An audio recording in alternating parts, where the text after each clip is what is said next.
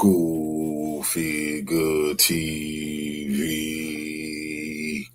Revolutionary salute. Revolutionary salute. Like, share, subscribe. Welcome to the House of Revolution.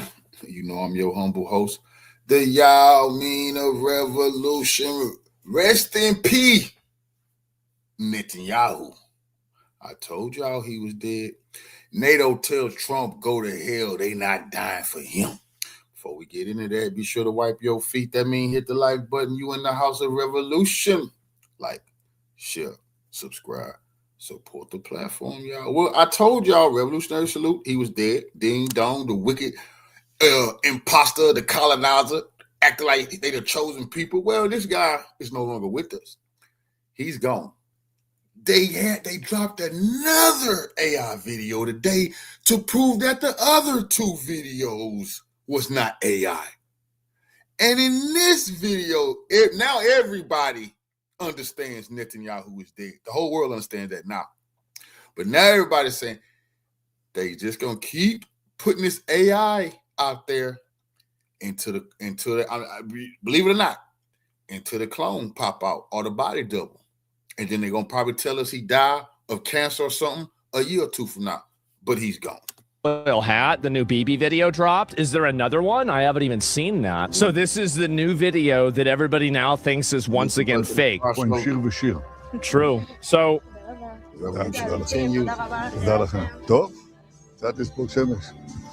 I mean, you know, these are really short clips. Yeah. What did they not get the pro version for Gemini? The AI walk. What's gonna happen is they have got to stop doing what they're doing because we're too advanced of a society. You can't just put videos out there anymore. People got time all day to analyze every detail, everything. Salute, Queen. And in this video, he has a ring on his finger, and then the ring is gonna disappear. He's going to have a ring on his finger, and then the ring is going to disappear, and then it's going to reappear. It's nothing but AI. Netanyahu is dead.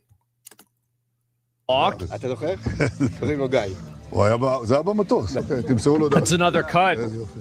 Uh-oh. Uh-oh. Why is the background so blurry? Nobody knows why. Well, actually, somebody does. The man from Pakistan in the comment section knows why. And I forgot to put one Russian newspaper just released, salute family, for the 7th time he's missed an Israeli security cabinet meeting. He hasn't never missed any. He's always there, front and center in the middle, ruling the world. Everybody knows that. He never will miss opportunity to rule the motherfucking world. For the 7th time, he hasn't been to the Israeli Security Council meeting. That comes from the Russian newspaper. They're absolutely going to present a body double or a clone soon, and then they're going to tell y'all 2 years from now, mark my word, that he died of cancer or something of that nature. But he's dead now. All of these are AI videos, and it's the latest one. The thing is, it's fake as fuck. Well, I don't know, guys. Wait a second. Ring disappears at 10. Yes. Come on, bro. It's AI. Yeah. And that where the ring go? You just had a ring on your finger, bro. You just had a ring on your finger. People got time to analyze every detail. They're analyzing every aspect of every video. You just had a ring on your finger, and now you don't have a ring on your finger. This is AI. It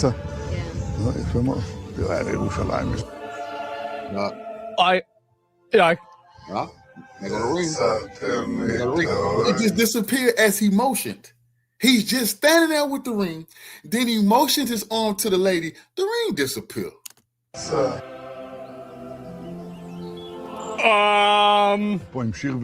26 seconds. Okay, here we go. We're gonna put this on maximum quality. Okay, there's the ring. I'm gonna track it with the mouse. Come on. We can look right now. We can see the ring. You can look. Hold on. Let's go. Hold on. Yeah, okay. He got the ring on right now. He has the ring on his finger. It's on his finger. It ain't disappeared yet. Now it's gone. The video is it looks very suspicious. All right? It's just simply video artifacts. Yeah, but wouldn't that be what you would say if you got caught? It's kind of weird that the ring disappears when his hand moves. What are the odds of that? God damn. And so everybody is calling this out now. Netanyahu might genuinely be dead. This is the second likely AI video of him in just 2 days they've posted. 2026 is wild. So he missed 7 security cabinet meetings. He's never missed any before. I just read the Russians, I'm not listening. The Russians released in their newspaper, he's missed 7 security cabinet meetings. What? Why is he at the security cabinet meetings? Everybody thinks this video is fake. And Netanyahu missed. Remember that. Listen, so you see the screen? He's not at the security cabinet meetings, but you don't got time for no security cabinet meetings doing war, right? Check. But you got time to go to a coffee shop and have a sip and let everybody know you're not dead. You don't have time to go to the security cabinet meetings to take care of this war, but you got time to go out here to the mountainside and talk to some people and show everybody you're not dead. Come on, who the hell can believe that? Just another meeting. Oh my God. So he's not at a second meeting, and he posted another video that people think is AI. This one is same jacket, same height, didn't change any clothes. Mossad AI generated Netanyahu. Yes, they're using Israel GPT in order to maintain this facade. So there we go, guys. That's another one. Did he die like a dog? Well, I don't know yet. We're going to have to find out.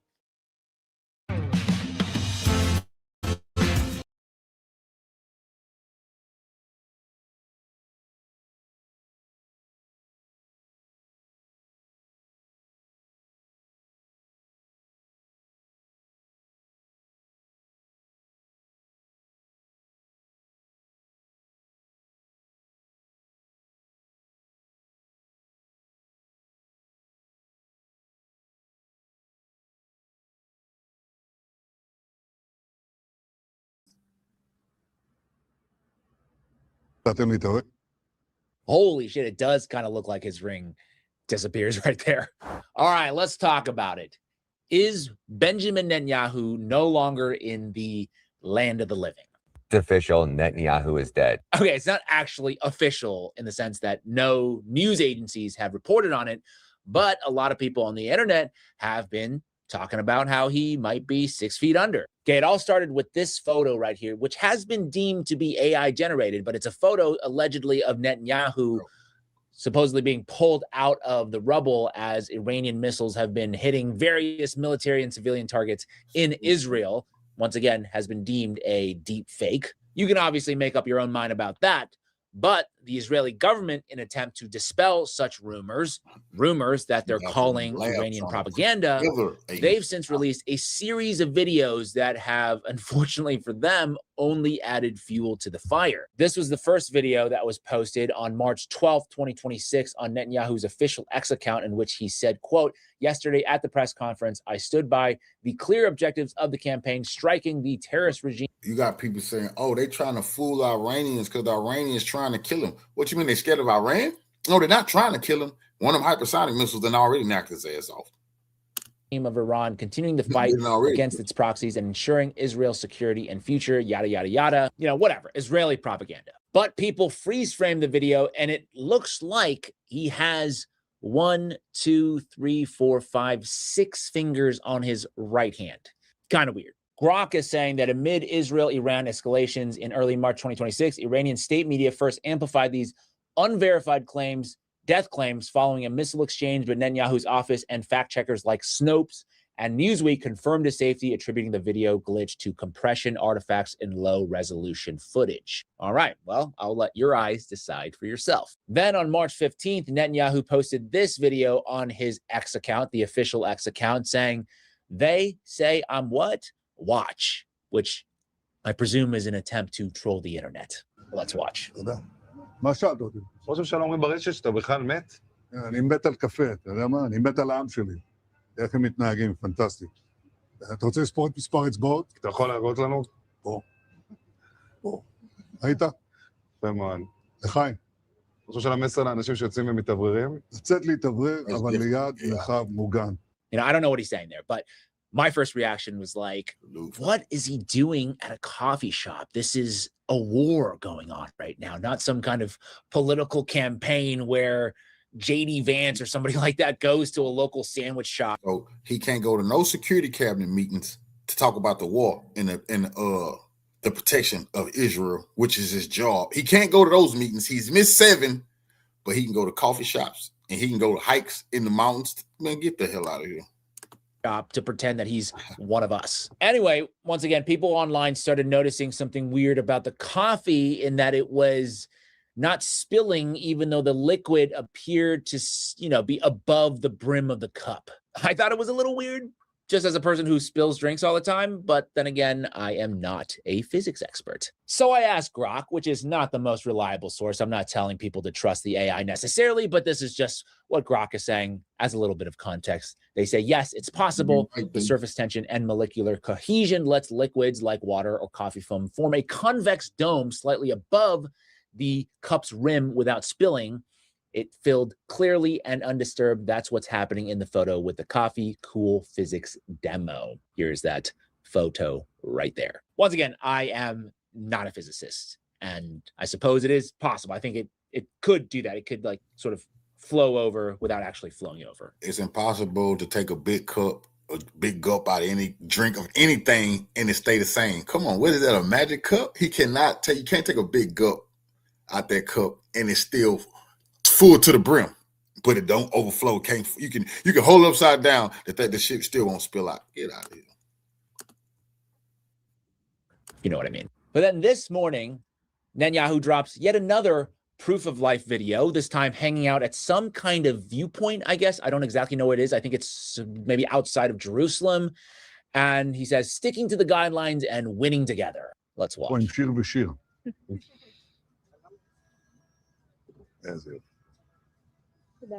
תודה לכם. תודה לכם. טוב, קצת תספוג שמש. שלום לכם. של מי הכלב? איזה סוג זה? נענית, ישראלית. נענית ישראלית, כל הכבוד. טוב, גם לא מגיע קצת.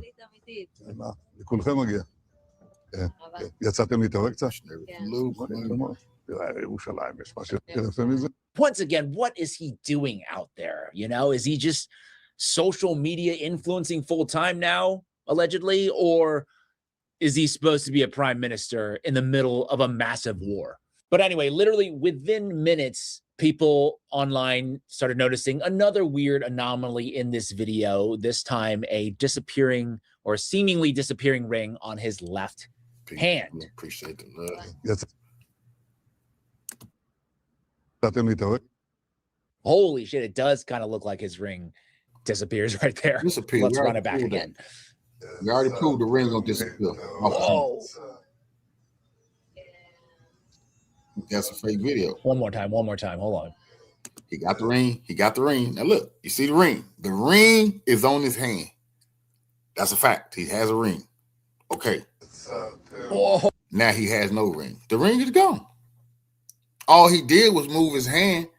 Why don't you have a ring on anymore? Because that's fake. That video is AI. And but they control all the media. But this story's so big, it's starting to get into the media and they're acting like they're debunking this. This is bullshit. Even on X, Grunk, whatever that crap thing is they got over there, says this is fake. This is 90-something% artificial intelligence. This is AI. This is not a real video. She got to show why they doing this. Then people got to do mental gymnastics on the reason that Israel is using AI to present Benjamin Netanyahu. Come on. So everybody said, well, he's dead. If you can't present him and you got to show us fake videos, and Iran is saying that his home is obliterated. Every one of his safe houses is obliterated. The headquarters to the Mossad, the Air Force, the Ministry of Defense, all those places have been blown up. Come on, bro. 9 times out of 10. Where's his brother at? Where's Ben Gavir? Come on, man. These people is no longer with us. Okay, that is kind of wild. Grok says the perceived glitch occurs around the 29-second mark due to the video compression artifacts or hand positioning and changing light, non-artificial generation. Fact checks, including frame-by-frame reviews, confirm the original footage's authenticity. Once again, I'll let your eyes be the judge. Oh, by the way, here is the Ayatollah hanging out at that same exact coffee shop. Crazy, right? Obviously, seeing is no longer believing at this point. What a scary world we live in now.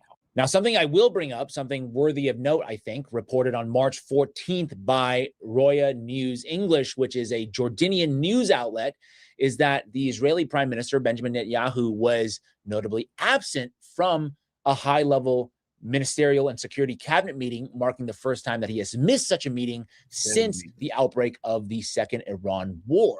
The meeting, led by senior military and cabinet officials, took place amid a massive regional escalation following the targeted strikes on Iranian leadership and the subsequent retaliatory missile barrages. Netanyahu's sudden and unexplained absence has sparked intense speculation across Israel regarding his health, safety, and potential strategic maneuvers behind the scenes. So is he dead? I don't know. We'll have to wait and see. But what I think is worth talking about is if Israel would, in fact, be better off, or maybe even worse, if he were dead. I've made a point in the past with some controversy that Netanyahu, even though a lot of us think of him as some kind of satanic genocidal monster, which arguably he is, he's actually a moderate, believe it or not, in Israel. Okay, I posted this clip about a year ago. People don't believe me when I say that Netanyahu is a moderate. And no, this is not clickbait. I am 100% being for real. Because this is a point that people really need to know. And Ben-Gvir and Smotrich, those two way worse than him. Way worse than him.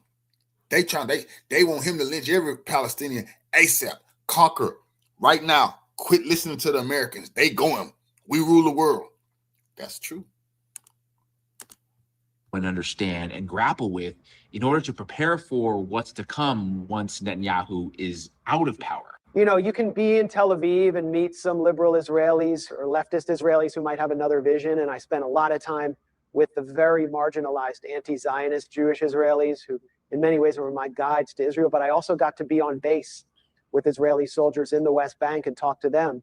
And they come from the communities that represent the true working class, Jewish Israeli working class, who are kind of ignored in their own ways and have faced their own level of violence from the Israeli police. And what they say simply is, you know, our lives are hard here. It would be a lot easier if someone could just push the button and eliminate the Palestinians. We don't care. That's where Ben-Gvir comes from. That's where Bezalel Smotrich comes from. That's where, in many ways, Netanyahu comes from that. But he balances that reality, the genocidal impulse that is emanated from the Zionist indoctrination system. He balances that with the Americans who he has to cater to and manipulate. And Netanyahu is such a special figure in that regard because, you know, throughout the 90s, he was mostly here in Washington, hanging out at AIPAC's offices right down on K Street. He grew up in suburban Philadelphia. His father spent most of his life in upstate New York. Netanyahu is as much a product of this society as he is of that. And he's the last figure who can balance those two interests. Once Netanyahu leaves the stage, it's going to be those guys on the military base. And Americans need to recognize that's the real Israel that they're going to have to contend with, which has nuclear power, which has the capacity to commit genocide, and is doing it right before our eyes and live streaming it shamelessly. So what he's saying there is that the problem isn't Bibi, it's Israel. I know people badly want Netanyahu gone, but if he is dead, his replacement will probably be worse. Much, much worse, in fact. I give you Bezalel Smotrich, the current finance minister of Israel. Pretty popular guy in Netanyahu's cabinet. He's talked about wiping out the Palestinians even before October 7th, saying that there's no such thing as Palestinian people and that his family are the quote-unquote real Palestinians and that Palestine is an invention of the past 100 years as he speaks in front of an Israeli map that includes Jordan. Yeah, the Greater Israel Project. He's been advocating for this for many, many years. אפשר וצריך לכבוש את רצועת עזה, לא צריך לפחד מהמילה הזאת. אפשר לייצר מצב שעזה בעוד שנתיים, עם פחות מחצי מהאוכלוסייה הנוכחית שלה, זה עולם אחר, כל דיוני היום שאחרי נראים אחרת לחלוטין, עם שליטה מוחלטת של מדינת ישראל. There he's talking about wiping out 50% of Gaza's population, which is about 1 million people. He's also talked openly about turning the West Bank into another Gaza. Take a listen here. אני מסיים עכשיו סיור קצר, אבל ממצה מאוד עם ראשי הרשויות והנהגת היישובים כאן בקו התפר. אני רוצה לומר שני מסרים. אחד, לשכנים שלנו פה מעבר לגדר, בטול כרם, בנור א-שמס, בשוויקה, בקלקיליה. אנחנו נהפוך אתכם לאיי חרבות. Yeah, we will turn you into ruins like in the Gaza Strip. And in just the last couple of weeks, he's now calling for a third different Gaza, this time Lebanon. Take a listen. אנחנו עכשיו על גבול הצפון, אחרי שצה"ל נתן הנחיה לכל התושבים מהדחיה להתפנות. רציתם להביא עלינו גיהנום, הבאתם גיהנום על עצמכם. הדחיה תיראה כמו ח'אן יונס. All right, let's not beat around the bush here. What he's saying there is that under his leadership, if he had it his way, the southern suburb of Beirut in Lebanon will be reduced to rubble like Khan Yunis. Now let's talk about Naftali Bennett, who some say is another leader who could potentially replace Netanyahu. He is the former prime minister of Israel. He actually was with the Likud party, which is Netanyahu's party, and then he left to form his own party. And many are saying that he could challenge Netanyahu in an election if one were to be held. Let's see what he thinks, let's say, about the war in Iran. To have the octopus as the entire Iranian regime, and if it falls, then all its tentacles will just dry out. It means that Hezbollah won't get the $1 billion a year and will dry out. Hamas, Islamic Jihad, the Houthis, the Iraqi arm of Iran. So if you cut the head of the octopus off, you solve 70-80% of the problems in the Middle East. That's why this campaign is just so important. I've been pushing for this for... This nigga scared of Iran. They want Americans to die. Israel got a navy. Why Israel haven't went into the Strait of Hormuz yet? They got a navy. They supposed to have the most powerful navy in the Middle East. Why they haven't went through the Strait of Hormuz? They have million soldiers. Why they haven't invaded Iran yet? I mean, they can invade Iran and take it all, keep it all, because they know what's gonna happen to them. All of this is about getting Christian Zionists here in America to support them, force our loved ones to go die while they try to destroy Iran, so Iran will be weak and toothless so they can rule over the Middle East. They want to rule over it, and they don't want nobody to be able to fight back. About a decade now. You hear that, guys? He's been advocating for war against Iran for over a decade. And guess what? He's not necessarily even satisfied with a war against Iran. He also wants to go after Turkey. Let me just ask you whether there's a risk of further confrontation with Turkey based on comments that you said in the past. They don't want to fight Turkey. They want America to fight. I want you to imagine the scene when you meet them in the hereafter. Those people that showed up on your phone who...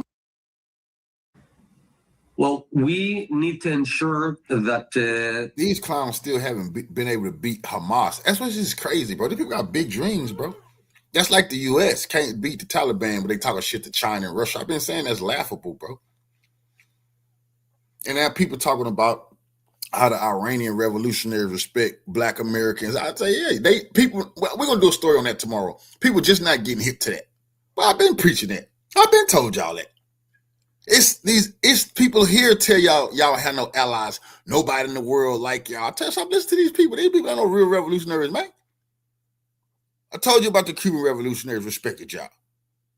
I told you the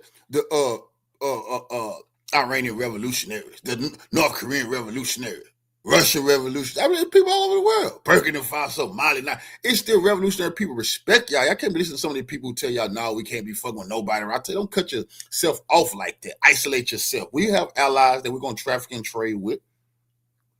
And the Iranians have a lot of respect for us, but they have respect for our old leaders who was part of the fight, the struggle. We had armed resistance going on here. I told y'all that yesterday. They can't respect what they see now, though. Too much laying down, not enough standing up. Erdogan doesn't create a new alliance of radical Islam Sunni version, meaning an axis between himself, Julani, Qatar, and Hamas. We've been facing for many decades the Shiite radical Islam, And I hope that Turkey doesn't choose to foment terror and Islamism in its power. It's up to Turkey ultimately. If they seek peace, we definitely want peace. But if they try and surround us with terror, we will not sit idle. All right, just a reminder, folks, Turkey is a NATO ally. So if they were to go after Turkey, the U.S. would, of course, have to go along with it. And it would be so disastrous. I can't even imagine what the world would look like and what it would mean for the average person who wants, honestly, no part of this. Point is, I'm going to bring this full circle here. Turkey got the most powerful military in NATO next to the U.S. They will fuck Israel up. I was going to say, Israel don't want to fight Turkey. They want the U.S. to do it. I don't really know for sure if Netanyahu's dead. I don't think so. But judging by how viral those videos are going right now, a lot of people are wishing that he were gone. And at this point, he probably, I would say, would deserve it. But if we were to zoom out a little bit and look at the bigger picture of who would take his place, wow, do things look even bleaker for Israel, the Middle East, and the rest of the world. That is it for me today.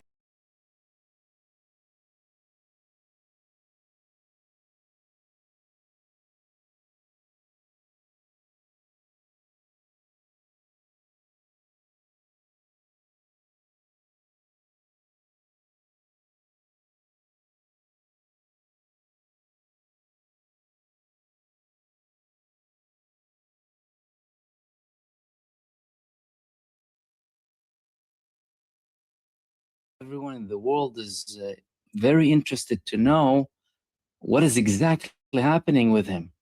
Let's dive straight into it. The Israeli Prime Minister published another video on his X account. Now, the third proof video. Now, mind you, and before I play the video, if you're okay, if nothing is wrong, why do you have to post 3 videos to disprove people? Then I find it quite bizarre. If everything is okay, you know, 1 video, all right. And then a second video, and then a third video. Let's begin. Let's play the video. And today we have a sign that is, you know, there's no questions about it this time. There are no other interpretations. This is fake. Let's get on with it. פה עם שיר ושיר. איזה יופי. תודה רבה. תודה, תודה לכם. תודה רבה. תודה לכם. טוב. Immediately we can see additional blur. You know, the argument could be, well, if it was recorded from a phone, for example, you might have that, but typical for deep fake videos or AI videos. Getting some sun. של מי הכלב? איזה סוג זה? נענית, ישראלית. נענית ישראלית, כל הכבוד. טוב, גם לא מגיע קצת. כולכם מגיע. יצאת. No. Now the moment is coming, okay? Have a look at his hand. Have a look at the ring, okay? It's gone. That's it. That is the biggest sign, okay? Let's rewind slightly. He has a ring. It's very visible. It's bulging. It's not small. It's clearly above his finger. And he's moving his hand. Look at the ring. It's very obvious from multiple angles. It's gone. The ring is gone. Rings don't just disappear. Okay? Rings do not just disappear, and it's clearly gone, as in we're not talking about an angle or the ring is not there, and it's still not there. But after a while, it will reappear. See, now it's reappearing. Aha. That is, yeah, now we can see it here. Okay. You don't need more than that, really. I mean, he continued down this video. מה, אני זוכר את זה. אתה זוכר? קוראים לו גיא. זה היה במטוס, אוקיי, תמסרו לו דש. איזה יופי. שלום. שלום לכם. גם אתם יצאתם קצת להתעורר? מרחב מוגן, איפה את יודעת? ממש שמה, בטח. א' ב' זה לבדוק. כמה צעדים מכאן? Hold on, was it gone again now? Let's have a look. Can't see it here. Okay, has a finger on top of it. Doesn't. You can't see it here again. Look. Look at that. You can't see the ring again. And now look what happens.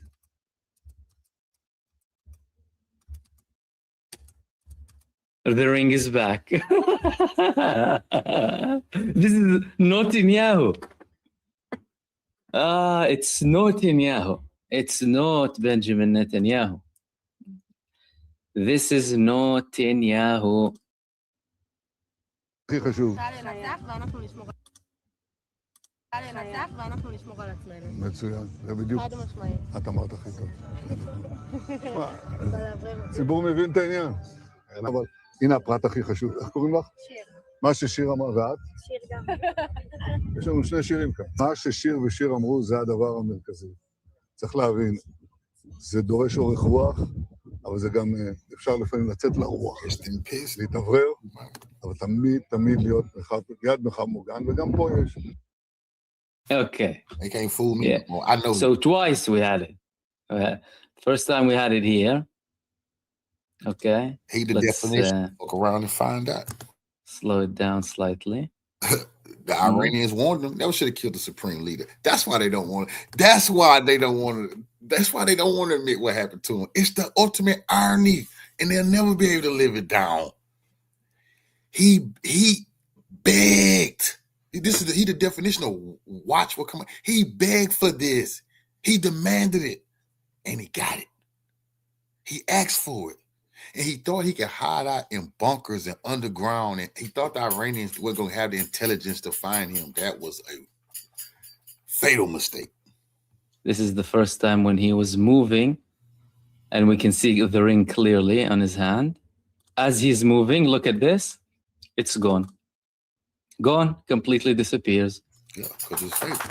With the slow-mo, you can see it clearly. Look at that.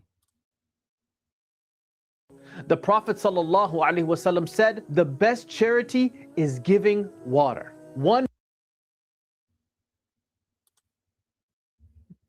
That doesn't happen in real life. This is Netanyahu. Netanyahu.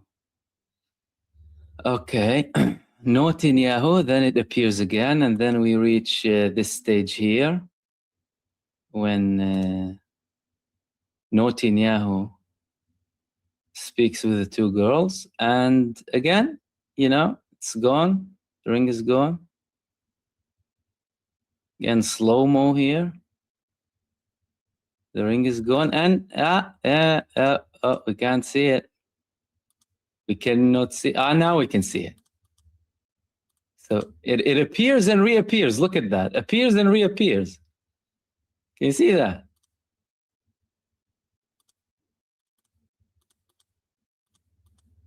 That's it. You don't need to know more than that. That is not the Israeli Prime Minister Benjamin Netanyahu. This is not a real video of him. That means that there is a very high likelihood that Benjamin Netanyahu is dead. And again, we cannot confirm, because so long as there is no actual verification, evidence to prove his death, not just disprove the authenticity of the videos that he's publishing now to prove that he's alive. He reminded me of that video that he posted, was it one day or on the day that Charlie Kirk was assassinated? People immediately started to say it was Israel. He went out. You know, these people talking that it's Israel behind the assassination of Charlie Kirk. I think it doesn't make any sense. It's ridiculous. Deny. Why? Because there's something behind it. Now this is the third video. And because there's a lot of scrutiny about his son not posting, his account is becoming active now, reposting and retweeting or re-Xing now. So it could be that all of them are roasted. It could be that what's for sure is this is 100% a fake video. And the fact that a country is actually resorting to publish fake videos of its prime minister during war rings very many alarm bells.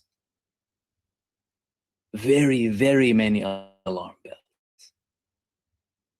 And the notion that they would be trying to mislead the enemy by posting these videos, by the way, doesn't make a lot of sense. In case,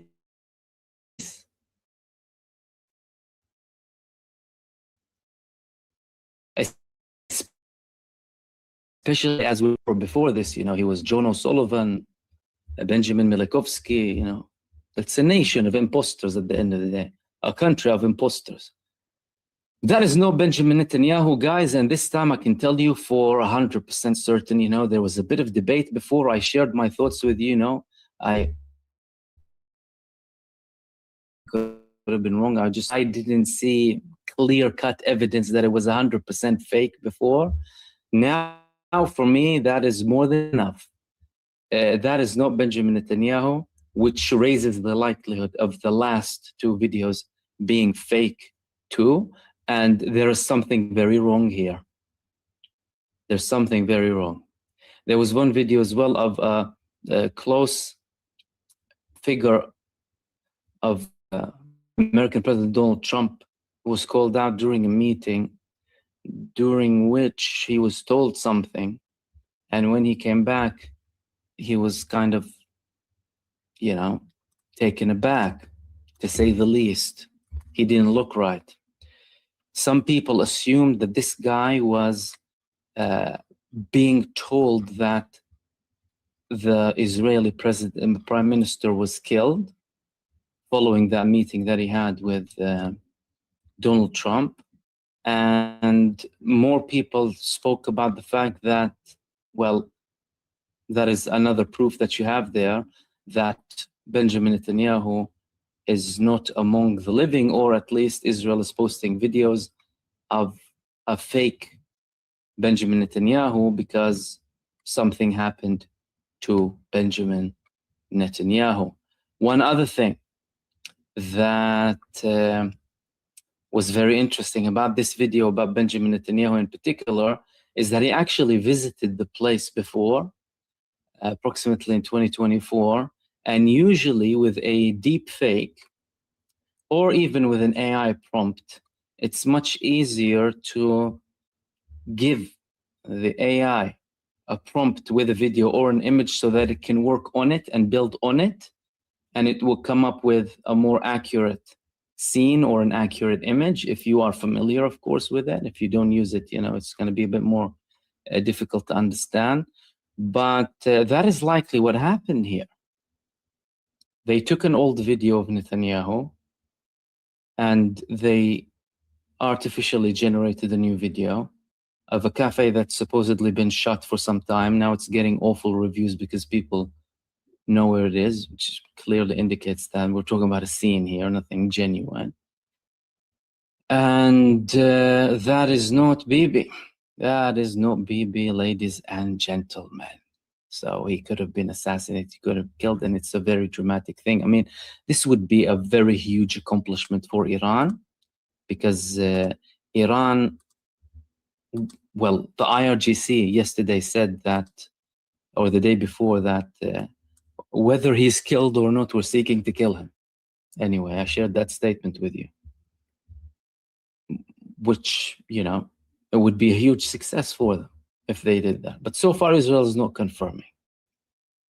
And on the ground, they're too small. They gonna get them, or they got them. They're facing a lot of trouble. There have been 2 new waves now that we're going to talk about in this live stream. alongside the video coming in, more destruction, more firepower, more accuracy go to hell from Hezbollah, more escalation coming from the resistance fronts, and also a message coming from Ali Larijani to the Arab and Muslim states. Let's begin with the 55th wave. What happened in the 55th wave? Wave 55 targets IAI facilities and U.S. air bases. The latest operation comes as Iran continues to escalate its military response to the U.S.-Israeli aggression under Operation True Promise 4, which has seen successive waves of missiles and drone strikes against Israeli and U.S. military infrastructure across the region. Earlier on Monday, the IRGC had launched attacks on Israeli military positions and assets in the vicinity of the Ben Gurion Airport, the Israeli Aerospace Industries, Al Dhafra Air Base in the UAE, and Al Jufair Naval Support Base and Sheikh Isa Air Base in Bahrain. The attacks employed a wide variety of ballistic missiles, including Fattah, Imad, Qadr, Fatih, Zulfaqar, and Dezful, in addition to one-way attack drones.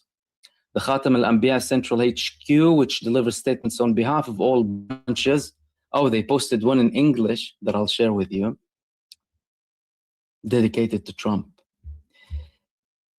On behalf of all branches of the Iranian armed forces, emphasized the operational depth and strategic planning behind Iran's ongoing military campaign in a statement. And according to the announcement, the Islamic Revolution Guards Navy carried out a precise strike against Central Ammunition Depot in Al Dhafra Air Base, prompting significant explosions and forcing the relocation of American fighter jets to other bases. Evacuation orders were reportedly issued at the facility following the operation. And by the way, we have some videos of the recent attacks that I will share with you simultaneously with this. This was the recent wave. This was wave 55, actually, of Iran.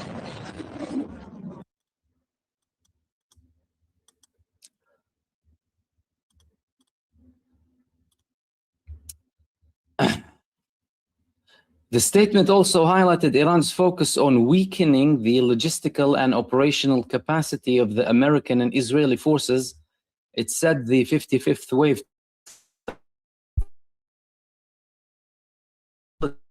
military and aerospace production sites, as well as aerial refuge port centers deep within the occupied territory, stressing the operational planning required to strike strategic with intercepting and neutralizing 2 reconnaissance and combat drones over Tehran and Jam, preventing potential enemy attacks. The announcement further noted that Iran and its forces have consistently targeted strategic industrial and military centers belonging to the Israeli regime, including aerospace weapons production facilities and American bases in the region. According to the statement, recent satellite imagery indicates that Iranian strikes have neutralized more than 80% of key radar stations and vital points across American bases. That's a large number or percentage. The Khatam al-Anbiya statement emphasized that Iran's military weaponry with operational precision and intelligence, allowing for targeted strikes against strategic while maintaining robust defense measures.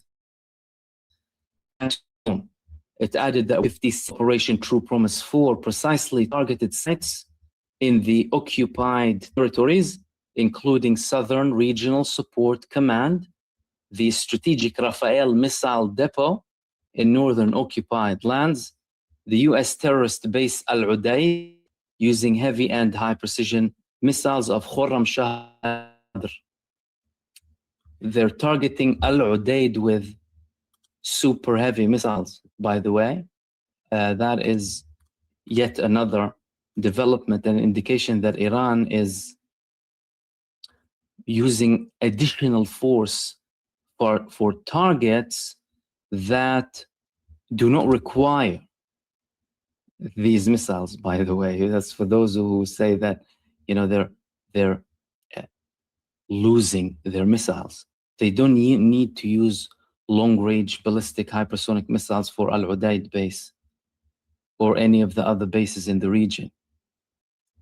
So we're talking about significant development here and significant power coming from Iran and capability with more than enough power and resources. Simultaneously, they said the IRGC drones units launched a wave of lethal attacks against separatist positions in Erbil. That is despite the fact that they are actually not. I'm not really a cupcake, but I am super baked, thanks to Mood Canada. Mood is third-party tech.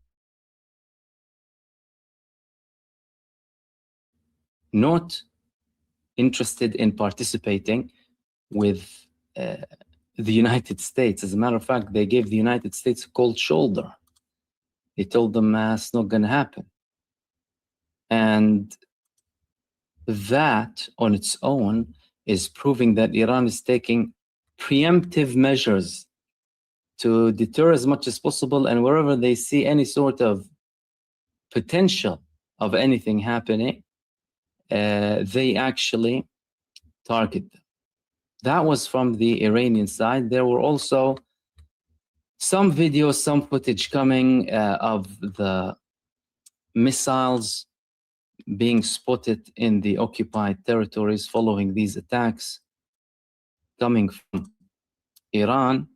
And there were some images of the damage later on being published in the occupied territories. Again, no interception whatsoever. They were landing where they were intended to land, and Israel had no answer to these missiles. I mean, as we can see here in this video, you can see that's an Iranian hypersonic ballistic missile, not a multi-warhead one, just one warhead, probably weighing 1.5 tons maybe, landing conveniently on the heads of the child-killing Zionists without any interception whatsoever, which again proves the statements that came from Israel that they are actually exhausting their capabilities when it comes to the air defense systems and the American air defense systems. As well, more footage came from Israel about lack of interception with these missiles that were coming from Iran, and in some cases from Lebanon. We will get to Lebanon in a second as well. This was one of the videos.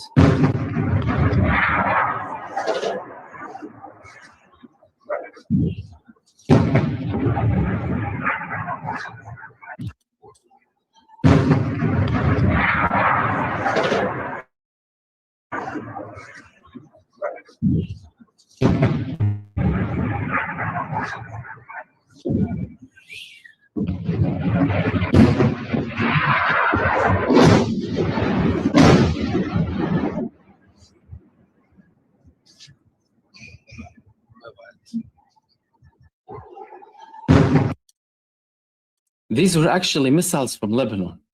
As you can see, all of them landed. One was probably intercepted because there was an explosion in the air.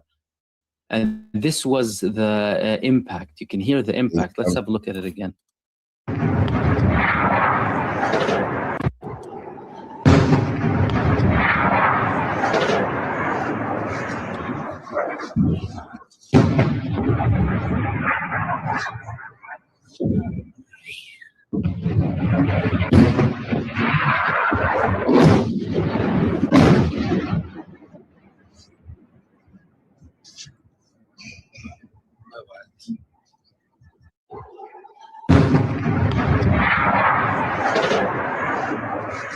So,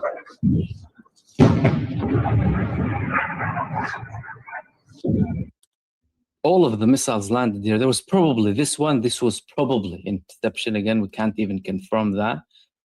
The Israeli air defense systems stopped actually working properly now with the Lebanese resistance with Hezbollah, which really shows the level of damage and destruction that these missiles are causing.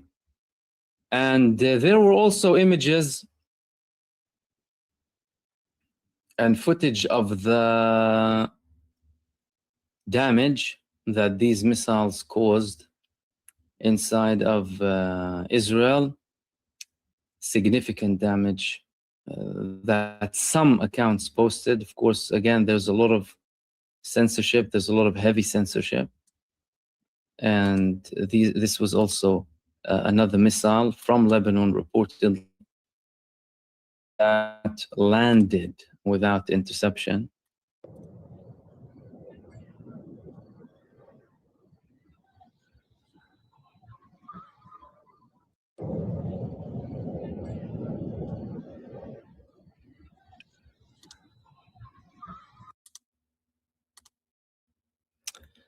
Which again shows the capabilities of the Lebanese resistance and the fact that they are targeting Israel heavily, with Israel having no answer whatsoever.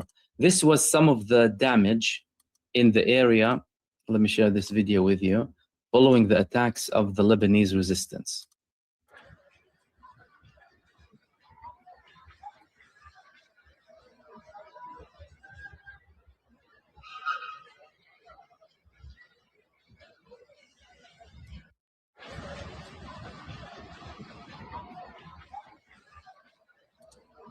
Now, these, of course, weren't the heaviest missiles of the Lebanese resistance, by the way. These were some of their smaller missiles, because Hezbollah, they have missiles that are exceptionally heavier, and they have been non-stop. Yesterday, they conducted 22 operations in one day. Today, they've had many statements. I mean, I'll read some of them to you. The most recent ones: our fighters targeted radar sites and control rooms at the Ramat David Air Base in northern occupied Palestine with a swarm of attack drones.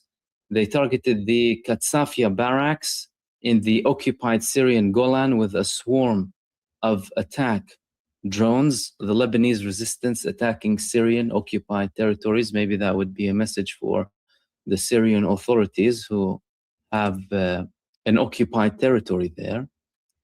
They targeted the gathering of Israeli enemy soldiers in the city of Al-Khiyam. We're hearing that a lot lately. Al-Khiyam area, they're suffering hugely, Israel.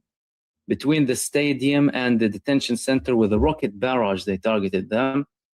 Al-Ajal Hill in the north of the Kfar Yuval settlement with a rocket barrage. They also targeted a third Merkava tank in the Taiba project area with a guided missile.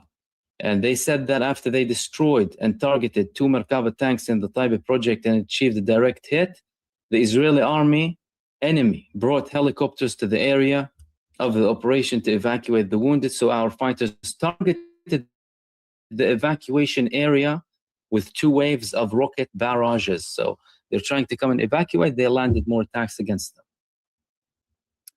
They targeted Metullah. They targeted, what else? I mean, it's non-stop. I'm telling you, they're operating 24/7. Countless attacks. Second Merkava tank, of course, we spoke about these. One of them was a guided missile. They also targeted a newly established site. All of that in the past 3 hours, then. Targeted the gathering of vehicles of Israeli soldiers in Al-Khazan Hill in the town of Al-Adesa on the Lebanese-Palestinian border with artillery shells. Vehicles and soldiers of the Israeli enemy army in the Taiba project in southern Lebanon with the rocket barrage. Missiles launched from the Lebanese resistance on multiple other parts too. And of course, add to that the Iranian attacks that came and targeted multiple locations. There were also more videos of the damage that you can see here in a more close-up.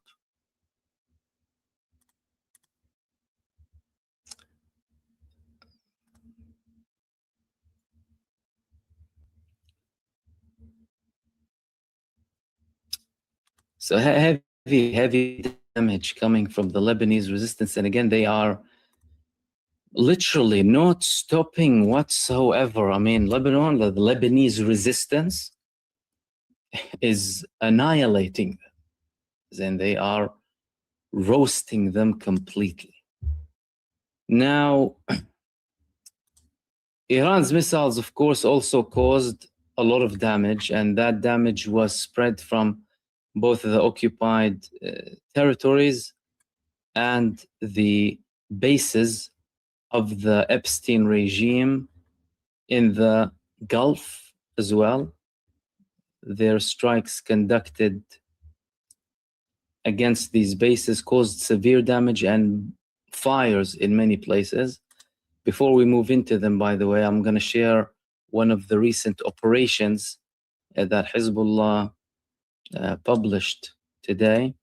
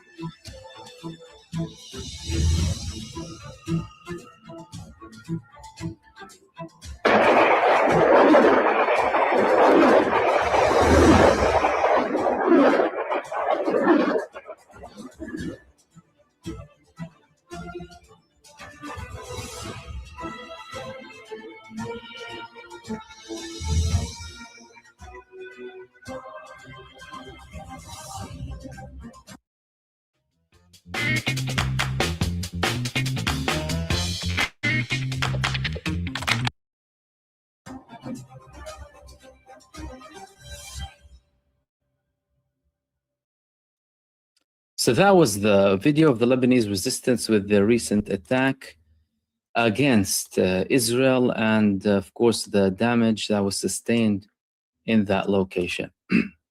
Iran, according to some reports, carried out multiple strikes against the bases, as we read before. The Israeli-American Epstein coalition is also responding. They're targeting the popular mobilization forces in Iraq because the Iraqi resistance is proving to be a very tough challenge now. The Victoria base, multiple attacks, other U.S. assets. They targeted assets that are regional too. All of that is very important. So that means the fronts outside of Iran are conducting operations that are not restricted in their own territories only, but wherever there are enemy targets. And of course, with the Arab countries, several Arab countries have multiple bases inside them. Therefore, you would see a lot of activity happening there. And let's see some of the recent, before we continue with that, okay, we were speaking about Benjamin Netanyahu disappearing, and he's posting these videos. He, as in Netanyahu, not Netanyahu, Netanyahu, is posting these videos, but he's not attending meetings. So Netanyahu usually loves to be in these cabinet meetings, sit down and act tough, you know, sit as if he is the leading figure. And now we can only see, for the second time in a row, by the way, only the genocide minister, the defense minister of Israel, Israel Katz, sitting with several figures in the Israeli army and they are conducting a meeting. Now, why is Netanyahu not there? Netanyahu usually always participates. And if you notice, by the way, there's another person missing in this video. And that person is Yall Zamir. If you saw the previous video, Zamir's face wasn't really all happy because he has a lot of tension, severe tensions between him and the defense minister, Israel Katz. Katz doesn't have solid military background. Netanyahu appointed him to be a yes man. Usually the position of a defense minister in Israel is an ex-IDF chief of staff. Netanyahu didn't do that because he wanted to control the army. Everything's politically motivated and Netanyahu motivated. Even when he appointed Zamir after the previous one went out, because he had problems with him too, and the previous defense minister was sacked by, well, pushed away by Netanyahu at least, if not sacked. They had problems, and the serving one, Zamir, has severe problems with Katz. That could be one of the reasons why he's missing from this meeting now. So we have two alarm bells from this recent site. Number one, Netanyahu, for the second time in a row, isn't participating in a cabinet meeting of what could probably be labeled as Israel's most important war, one of Israel's most important wars. Of course, in Israel's history, they had very many important wars: 1948, 1967, 73, significant wars, and the intifadas and what have you, first, second Lebanon one. This one with Iran is one of the top ones. Al-Aqsa flood, of course, that started this recent wave. I mean, we can safely say this is a continuation of it. So number one, he's missing from that meeting. Two, is the Israeli IDF chief of staff.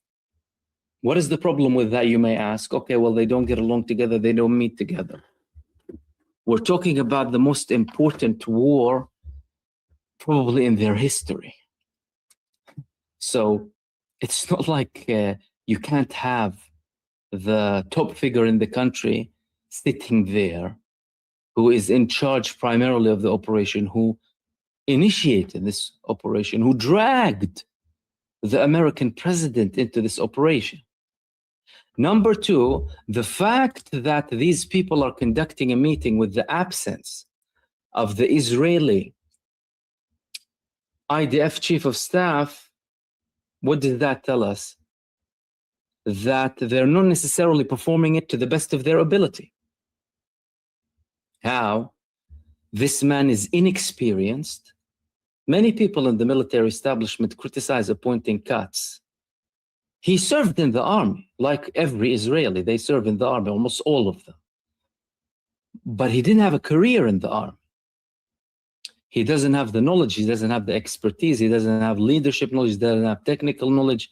As a matter of fact, he was actually, when he was with Herzi Halevi, the previous IDF chief of staff, and they were talking about the objectives of their war in Lebanon, Katz started to come up with his own objectives. And the previous IDF chief of staff was putting his face down. He was being embarrassed by the fact that there's a defense minister who doesn't know what Israel's objectives of the war were. And this probably Netanyahu right there. he in Netanyahu seat. He loving it too. That nigga don't give a damn that Netanyahu did. A lot of them don't care. They want him. They want him gone. This is a power play. They want to know who's gonna be the next king over the settler colony, whatever's left of it. But this guy is sitting in Netanyahu's seat.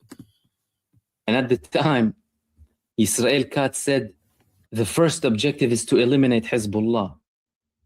That was never even mentioned by Netanyahu. He didn't repeat the same mistake of Gaza when he said we want to eliminate Hamas with Lebanon, because he realized the mess that he's putting himself in. He failed miserably in Gaza. That's why today he's trying to, they're still slaughtering people every day, by the way. And that's why they're targeting like police forces. Civilian police officers are trying to basically do anything. What does that tell us? Well, that tells us that these people who are conducting the war both in Israel and the United States, are incompetent to a high degree, to say the least. Why? Because, well, that is the Israeli defense minister. Okay, you might say, well, what is wrong with Pete Hegseth? What is wrong with the American defense minister? Well, I mean, in case you don't know, I mean, went back slightly to have a look at some of the things that went on with Pete Hegseth, okay? There was a hearing in the Congress with Pete Hegseth, and you've seen his irrational tantrum against the media the other day, blaming them that they're criticizing. And by the way, now Trump is considering labeling anyone who leaks information or criticizes his Epstein war against Iran as a threat to the United States. So you're talking about full throttle police state, which is, again, level of insanity happening here. But Pete Hegseth, there was something very interesting happening with him.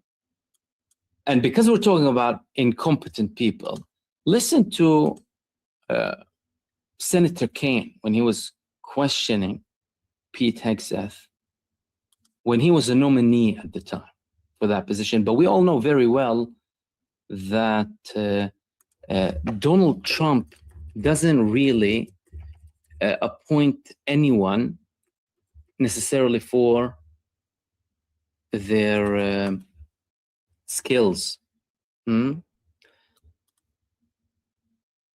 Trump recently actually appointed none other than this woman over here, Erica Kirk, to be key advisory board of U.S. Air Force Academy. Can someone explain to me what Erica Kirk, what the hell Eric has to do with U.S. Air Force Academy? The supposedly grieving widow of Charlie Kirk,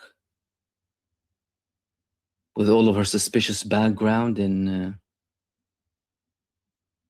child trafficking suspicions and meeting Charlie Kirk in Israel and what have you. She's the advisory board of the Air Force Academy. Does she know anything, this woman, apart from fake tears? She probably has this thing that she drips in her eyes to show tears. Anyway, what about Pete Hegseth? Because we're talking about him. Listen to this with Pete Hegseth as well, because we're talking about incompetent people.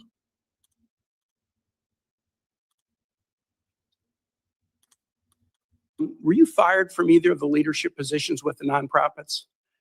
I was the leader. I was the CEO of Concerned Veterans for America and the executive director of Vets for Freedom. Were you fired from either? And I was never fired from a veterans organization. Do you have non-disclosure agreements with either of those organizations? Not that I'm aware of, Senator. Many of your work colleagues have said that you show up for work under the influence of alcohol or drunk. I know you've denied that, but you would agree with me, right, that if that was the case, that would be disqualifying for somebody to be Secretary of Defense. Senator, those are all anonymous false claims, and the totality. They're not anonymous. The letters on the record here. They're not anonymous. On the record, we've seen records with names attached to Freedom, Concerned Vets for America, and Fox News attributing to me. Revolutionary salute to our brother Vincent Brown Scott for the donation to the war chest. Revolution is a way of life. Absolutely appreciate the love, soldiers. Salute. Your colleagues working hard every day on behalf.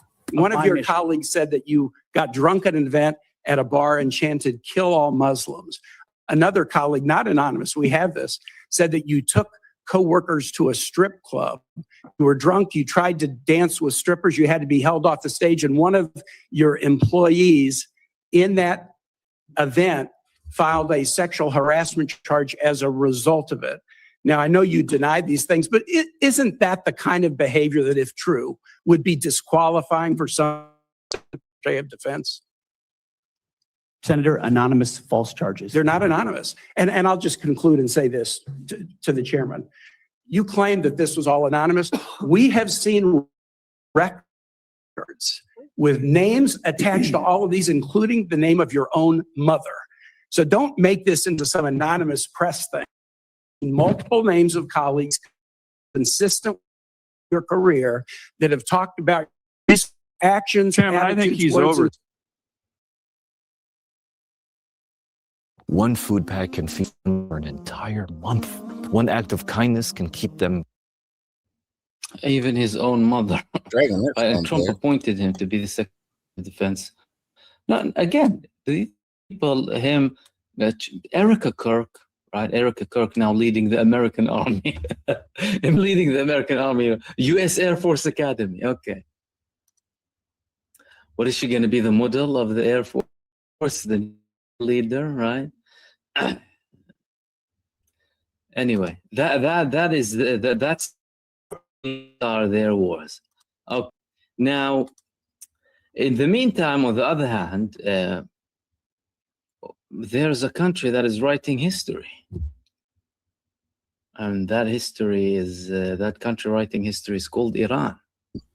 Iran is writing a new chapter in history by targeting on its own with a couple of. And they don't have no problem with us. They don't have no problem with us. They want us to get back to our greatness and live like our revolutionary ancestors, who they admired over here. All of the revolutionaries around the world was getting inspiration from our leaders here. The FBA, that's a fact. So we was aspiring all around the world. We got to get back to that, so we can support our revolutionary brothers all over the globe. I've been talking about global revolutionaries.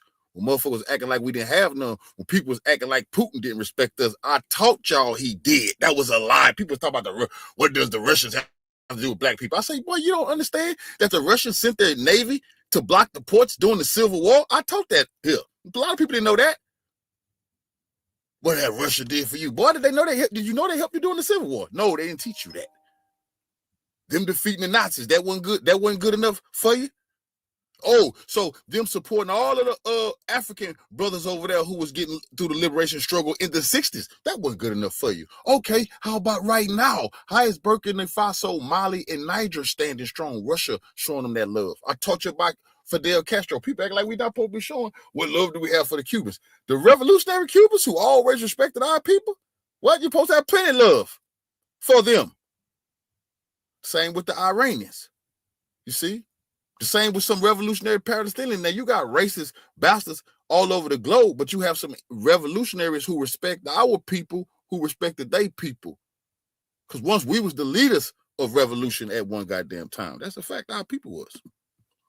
Movements, the biggest superpower, arguably the biggest superpower in the world, destroying its bases, completely eliminating its assets in West Asia, dictating the tempo of the war, and leading the American President Donald Trump to say that he actually might not have to be there, you know. We don't need to be there, right? The white supremacist colonizers, they finna crumble. Their whole world is crumbling. We're not gonna help patch it up. It's over for them. We got to be prepared. I've been telling y'all, let's get prepared to make our move. The future belongs to us. They finished. Their dreams is shattered. It's all. If they prepare to wake up, make sure you got plenty of supplies.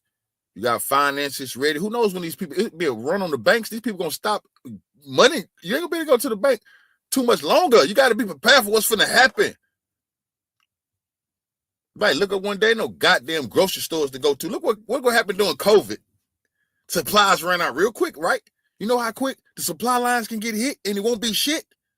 Come on now. You gotta be ready. We don't need to be there. Maybe there's an argument we don't need to be there. It's their energy and it's their attack. And that was stated very clearly today by the Iranian Foreign Minister Abbas Araghchi.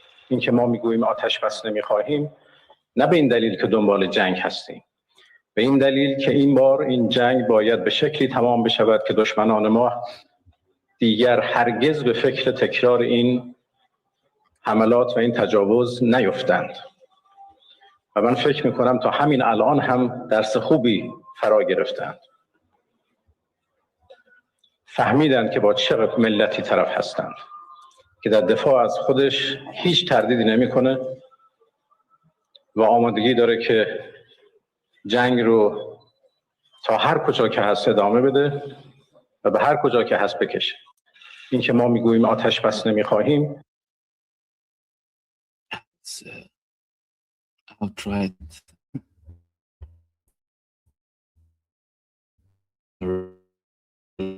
here and resilience coming from foreign diplomat. And again, we saw still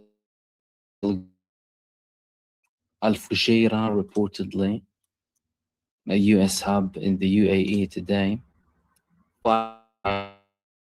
out in multiple places. And there were also statements today. Also statements coming from, well, one of the important statements today came from none other than Ali Larijani. Ali Larijani message to Muslim world. And that message was an important message here. Probably to kind of, countries change their way, make the Hi, my name is Tami, and I would like to give you a few reasons why you should consider do something or at least choose a side. Let's listen to what he had to say today, what that actual letter entailed, and what is the likelihood of anything changing after this statement from Ali Larijani. Okay. Ali Larijani, that's Ali Larijani, said his letter to Muslims in the world and the Islamic countries. He said, in the name of Allah, most gracious, most merciful, to Muslims throughout the world and the governments of the Islamic countries. Iran, number one, it consisted of 6 points, okay? One, Iran has been subjected to a deceptive American Zionist aggression that took place during negotiations, the aim of which was the dismantling of Iran. The aggression led to the martyrdom of the great leader and selfless devotee of the Islamic Revolution, as well as a number of civilians and military commanders. However, the aggressors faced a solid national and Islamic resistance from the Iranian people. You know that, with the exception of rare cases and only within the limits of political positions, no Islamic country stood by the side of the Iranian people. Despite this, the Iranian people, through their strong will, were able to suppress the attacking enemy until he has become today unable to find a way out of this strategic impasse. Iran is moving forward on the path of resistance in confronting the great Satan and the lesser Satan, namely America and Israel, but is the position of some Islamic governments not contradictory to the saying of the Prophet, peace be upon him, who said, "He who hears a man calling out, 'O Muslims,' and does not respond to him is not a Muslim." So what kind of Islam is this? Some countries have gone further, saying that Iran has become an enemy to them because it targeted American bases and Israeli interests on their lands. Is Iran expected to stand idly by while American bases in your countries are used to launch attacks against it? These are flimsy excuses, according to him. And he continued, the confrontation today is between America and Israel on one side and Muslim Iran and the forces of resistance on the other. So which side do you stand on? Think about the future of the Islamic world. You know that America has no loyalty and that Israel is an enemy to you. Stop for a moment and reflect on yourselves and the future of the region. Iran is a sincere advisor to you and does not to seek hegemony over you. The unity of the Islamic Ummah, if achieved with full strength, is capable of ensuring security, progress, and independence for all its countries. Peace be upon you, a servant of the servants of Allah, Ali Larijani. Very interesting message, very accurate. There is nothing wrong in this message, and in many ways it's humiliating for many of the Arab governments and the Muslim governments across the world, not just governments, because they actually didn't participate with Iran. It didn't help Iran. As a matter of fact, the Arab governments are shamelessly blame shifting and condemning attacks while simultaneously claiming to condemn or oppose Israeli aggression against them. Israel, a country that has openly declared it's looking to expand its territories, to reshape the region, to have a greater Israel, and the United States administration, on the other hand, completely in line with this plan. Mike Huckabee said it would be totally fine if Israel occupied all of these Arab lands. If it was the greater Israel, the only thing we heard from some of these Arab countries is condemnation. What is the likelihood of Ali Larijani and his words being listened to? Chances are, personally, and that's my opinion, I know that many of the governments will listen. The people are listening. Anyone with a sound mind, whether in the Arab Muslim world or across the world, stands the prospect. But many of the Arab and Muslim countries is helpless. You're talking about puppet regimes that are, in effect, kingdoms planted there following the Sykes-Picot agreement, initially by the British and then taken over by the influence of the United States of America. Most of them have no representation of their people. They have been conducting these campaigns against Iran, whether from a racist perspective or a sectarian perspective, for the past several decades for or on behalf of the United States and the Israeli Mossad. Iran, of course, on the other hand, they haven't been angels. Of course, they've made mistakes, so that they have it. But when it comes to the regional countries, they have had this hostility with Iran. And what we're seeing now, by the way, is the real counterpunch of Iran, because these bases were constantly being used against it. So if not by direct attacks, by intel, by everything, from these neighboring countries that call themselves neighboring countries. Now, that is, of course, my opinion. I'm not that hopeful, because the governments in the Arab world are not representatives of the people. Many of them are real puppet regimes at the end of the day, or dictatorships. The revolutions that happened in the Arab world weren't necessarily used in the correct manner. There were counter coups as well. When it comes to that, lots of them led to all sorts of internal divisions and problems. And again, you know, some of the Arab countries like to blame everything on Iran. Like, for example, with the case of Syria. Oh, they participated for the sake, but the fact that elements within the Syrian resistance were bloodthirsty monsters.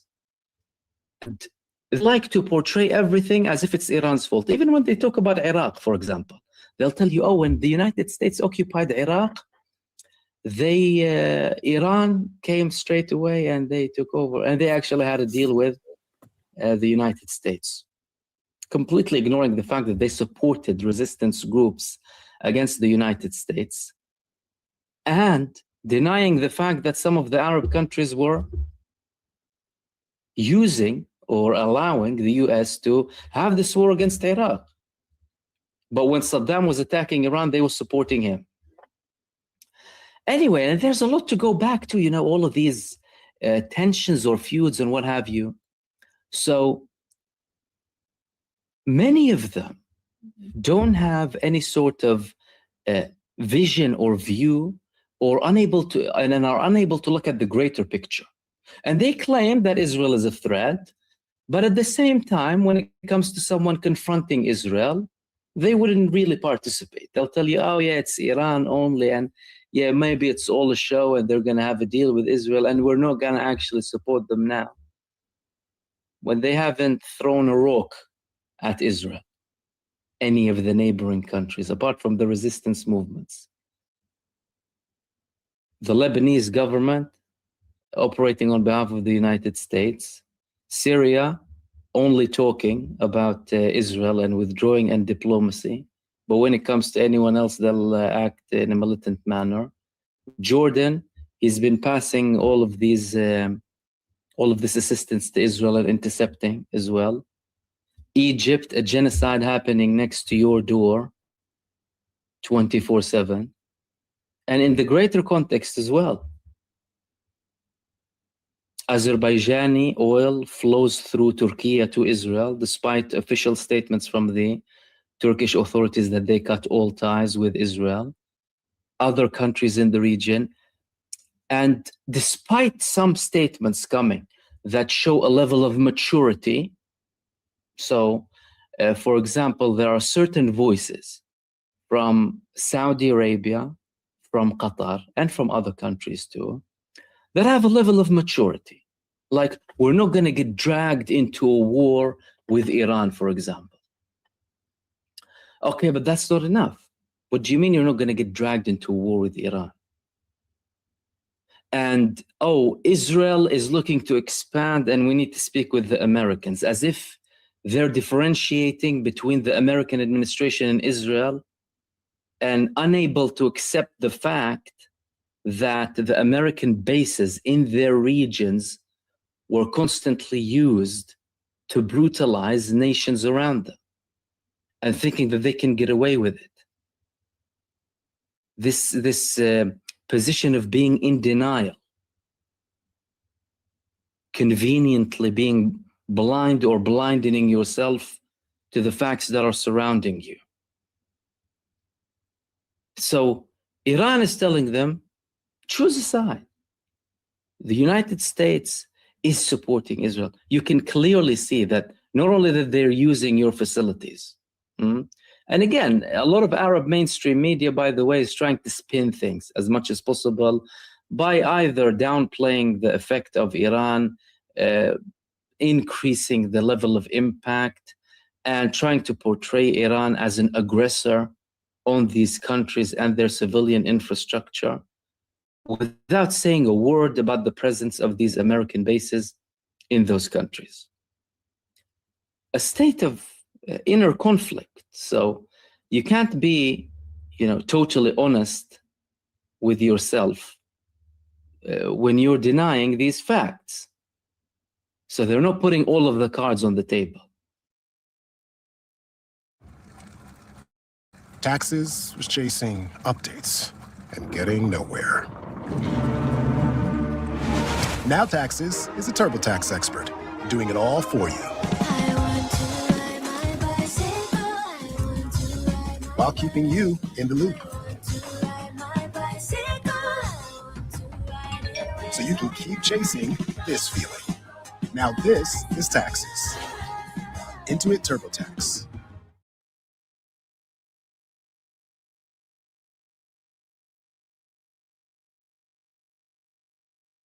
The only way that it would work is when they actually put all of the cards on the table. If you realize that the Israelis are your enemy, and the United States is an extension of Israel, then you need to be helping Iran. Not saying, oh, Iran, don't become an aggressor and, you know, we're going to have to work hard. What kind of logic is that? And Trump is now saying, and imagine the message that some of the Arab states would think now, these Arab governments in the region. Trump is saying, oh, we actually might not need it. We have enough energy. So what is it exactly? So they're not realizing so far, some of them, that the whole plan includes dragging them into a war with Iran and using the bases from within to attack Iran, with or without their consent, to drag Iran to respond, make this a battlefield, try and convince them to participate, and when they do, they'll become in an even weaker position so that Israel can expand easily.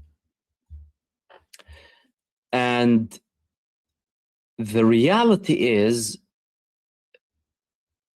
hardly any of these governments are going to really listen. I mean, when you're blinded by your own inconsistencies, when you don't have a moral compass, when you don't have a strategic vision, when you are either blinded by sectarianism or racism, or brainwashed to a level where you're not looking to look past the past or criticize your own past too, and look at the future, you're going to go nowhere.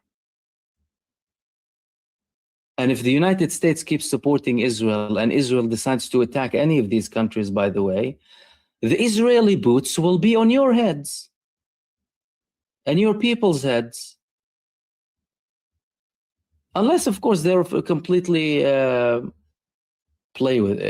with that and having Israel occupying their territory. I mean, in essence, what we have seen now is a translation of the real Sykes-Picot agreement. Because the United Kingdom and France at the time divided the region between them. With the collapse of the British Empire and the rise of the American Empire, America took charge and started to have more influence. But for those who say, like, where are the Arab states? The Arab states are part of the same game. They're run by the same people. They pledge the same allegiance to those who planted Israel there. And Al-Aqsa flood and Gaza and the genocide in Gaza and everything that came following that, reaching to the level of the war with Iran, is now putting everything on display. Everything is clear. There is nothing hidden anymore. Real resistance is showing. Real cowardice is showing. The genuine supporters of Palestine are sacrificing their life for Palestine. And the fake slogan raisers of, oh yeah, we support the Palestinian cause and this and that. But when it comes to the moment of truth, they back down and start actually criticizing the side that's hurting them the most.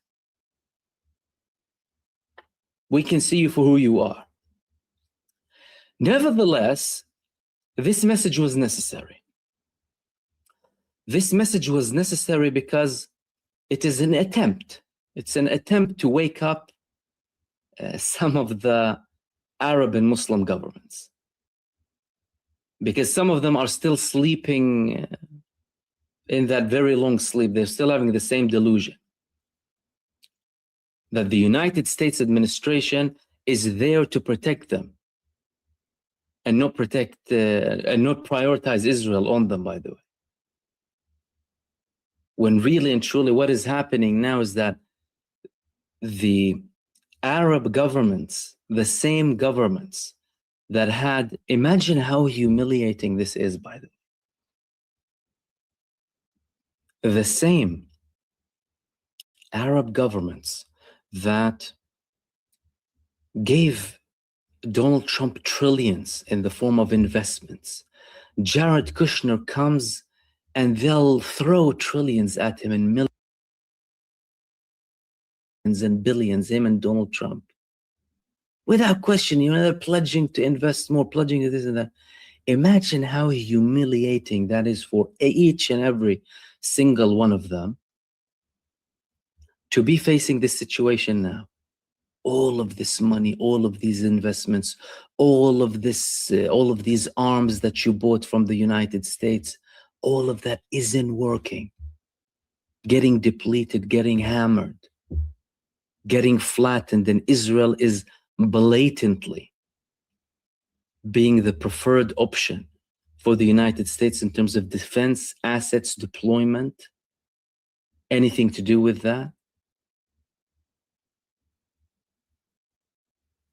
And now Trump is trying to beg other countries to participate to lift the pressure off him. He's saying, he's sad about the United Kingdom and Germany. Very upset with the fact that they're not going to participate. Germany is now telling him, we won't help you open the Strait of Hormuz.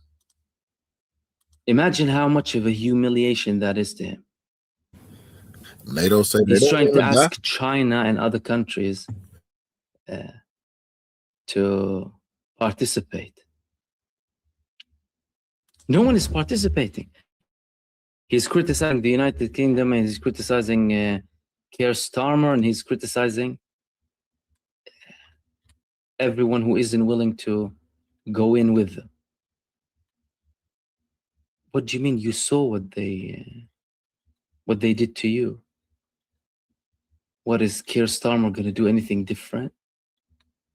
What is he going to do? You're supposedly the biggest force on earth. And you're being humiliated, by the way. And Donald Trump is literally having a rage. I mean, listen to his recent statement. Listen to his recent statement about the lack of supposedly support. And of course, all of the position of Britain and Germany is a hypocritical position, by the way. So they don't want to directly participate in the war, but they're allowing everything to flow. So they are in it. They have blood on their hands, but they want to appear to be holy. When you allow the United States send bombers from your bases in the UK and Germany to go and kill children of Iran, sorry, but you have blood on your hands. But anyway, that's not enough for Trump. Listen to what he had to say. I'm not really a cupcake, but I am super baked, thanks to Mood Can. Mood is third-party tested. I was very surprised with the United Kingdom, because the United Kingdom, 2 weeks ago, I said, why don't you send some ships over? And he really didn't want to do it. I said, you don't want to do it. We've been with you. You're our oldest ally. And we spend a lot of money on, NATO and all of these things to protect you. I mean, we're protecting them. We're working with them on Ukraine. Ukraine's thousands of miles away, separated by a vast ocean. We don't, we did it. Well, Biden did it. I mean, I have to be honest with you. Biden got taken to the cleaners. But we worked with them in Ukraine. We don't need to work with them in Ukraine. And then they tell us that we have a mine ship around, and they don't want to do it. I think it's terrible. No, I was very surprised. I told him, we requested 2 aircraft carriers, which they had, and he didn't really want to do it. And then right after the war essentially ended, meaning they were obliterated, he said, I would like to send the aircraft carriers. I said, I don't need them after the war has ended and won. I need it before the war. So I was very upset not upset, I was not happy with the UK. I think they'll be involved, yeah, maybe. But they should be involved enthusiastically. We've been protecting these countries for years with NATO, because NATO is us. You can ask Putin. Putin fears us. He has no fear of Europe whatsoever. So he wants them to participate. Why? Because he's unable to do the job on his own. Because Iran is dictating. The tempo, Iran will be dictating the outcome as well. That's why Trump is now preparing the public opinion that, we might actually not have to, we probably don't have to be there. There's an argument that we don't have to be there. We have enough oil. What is that? That is a preparation to climb down the ladder. And despite his talks and his statements that, we're beating them, we're defeating them, and what have you, there was a message today from Lieutenant Colonel Ibrahim Zulfaqari, spokesman of the Khatam al-Anbiya HQ, same man who declares the operations. And he actually spoke in English this time. And he had a message to Donald Trump. A message to the President of the United States. The outcome of war cannot be determined by tweets. The result of a war is determined in the field, the very place where you and your forces do not dare to approach, and you can only talk about it in your tweets. It's better to name this war as epic fear instead of epic fury.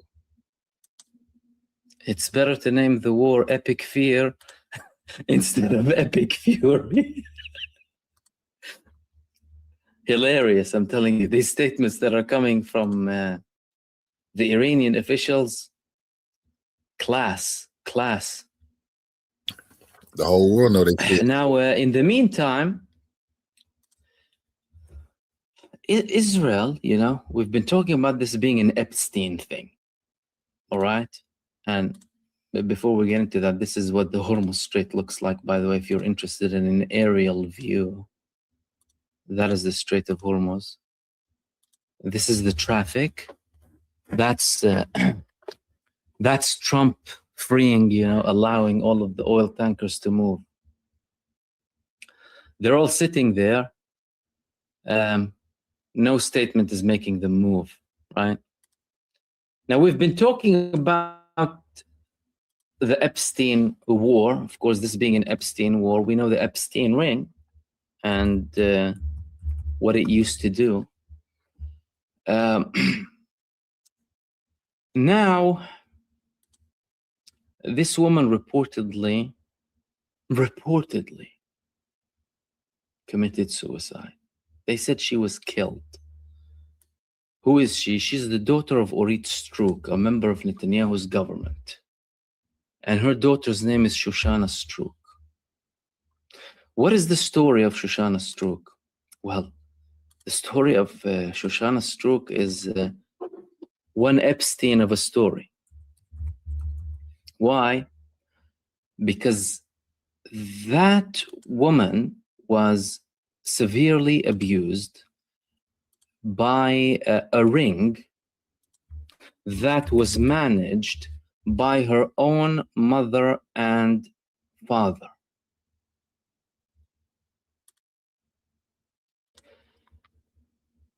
This was one of her one of the latest videos before she was, reportedly killed, now missing. This was one of her videos that was published. And listen to what she had to say about her mother, a member of the Israeli government. Her mother is an Israeli government woman, Orit Strouk, who happens to have, these despicable views like Ben Gvir and these people. Listen to what her daughter had to say. Hey, אני שושנה סטרוק, גדלתי ביישוב היהודי בחברון. אחי מגיל 2.5, ההורים שלי היו לוקחים אותי לטקסים פדופילים, שבהם כמו אילפו אותי, תכנתו אותי באמצעות סמים, באמצעות היפנוזה, באמצעות פגיעות מיניות, ובעצם הם יצרו אצלי כל מיני חלקים, כל מיני זהויות. החל מגיל 13 אבא שלי התחיל לסרסר בי בתל אביב, עשה עליי כסף מה שנקרא. הפגיעות המשיכו עד גיל די מאוחר. בעצם מה שקרה עכשיו זה שאפילו שכבר פרסמתי את זה, ואפילו שכבר סיפרתי, אבא שלי ממשיך לפגוע בי. הוא הגיע לדירה שלי, ואני שכרתי דירה באופן עצמאי, גרתי לבד, הוא הגיע לדירה ופגע בי שוב. הוא הביא איתו גם עוד בן אדם, את הבן אדם הזה הוא בעצם מכשיר כדי שיוכלו להמשיך לסרסר בי גם אחרי שאבא שלי ימות, כי ככה זה עובד, הם מעבירים את זה ככה דורות בין הדורות, את הפגיעה, את הסרסור, את הניצול המיני של ילדים, את הניצול המיני של נשים.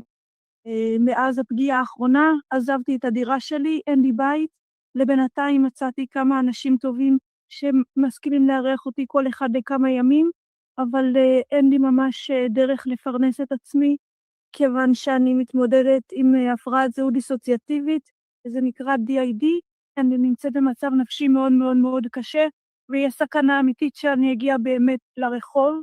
אני חושבת שמאוד מאוד חשוב לעזור לי, כן, שתהיה לי תמיכה נפשית, שיהיה לי ביטחון כלכלי, שיהיה לי שקט נפשי, שיהיו לי אנשים שיעזרו לי, שיהיה לי ביטחון פיזי, שיפסיקו לפגוע בי. מאוד אשמח לכל עזרה כדי שאני אוכל להגשים את החלום שלי ולעזור גם לנשים אחרות שעברו פגיעות טקסיות. אמנם אני עכשיו במצב קשה, אבל בהשכלה שלי אני למדתי פסיכולוגיה ויש לי חלום לעזור לאנשים אחרים שעברו פגיעות טקסיות. אני אשמח לכל עזרה. תודה רבה לכם.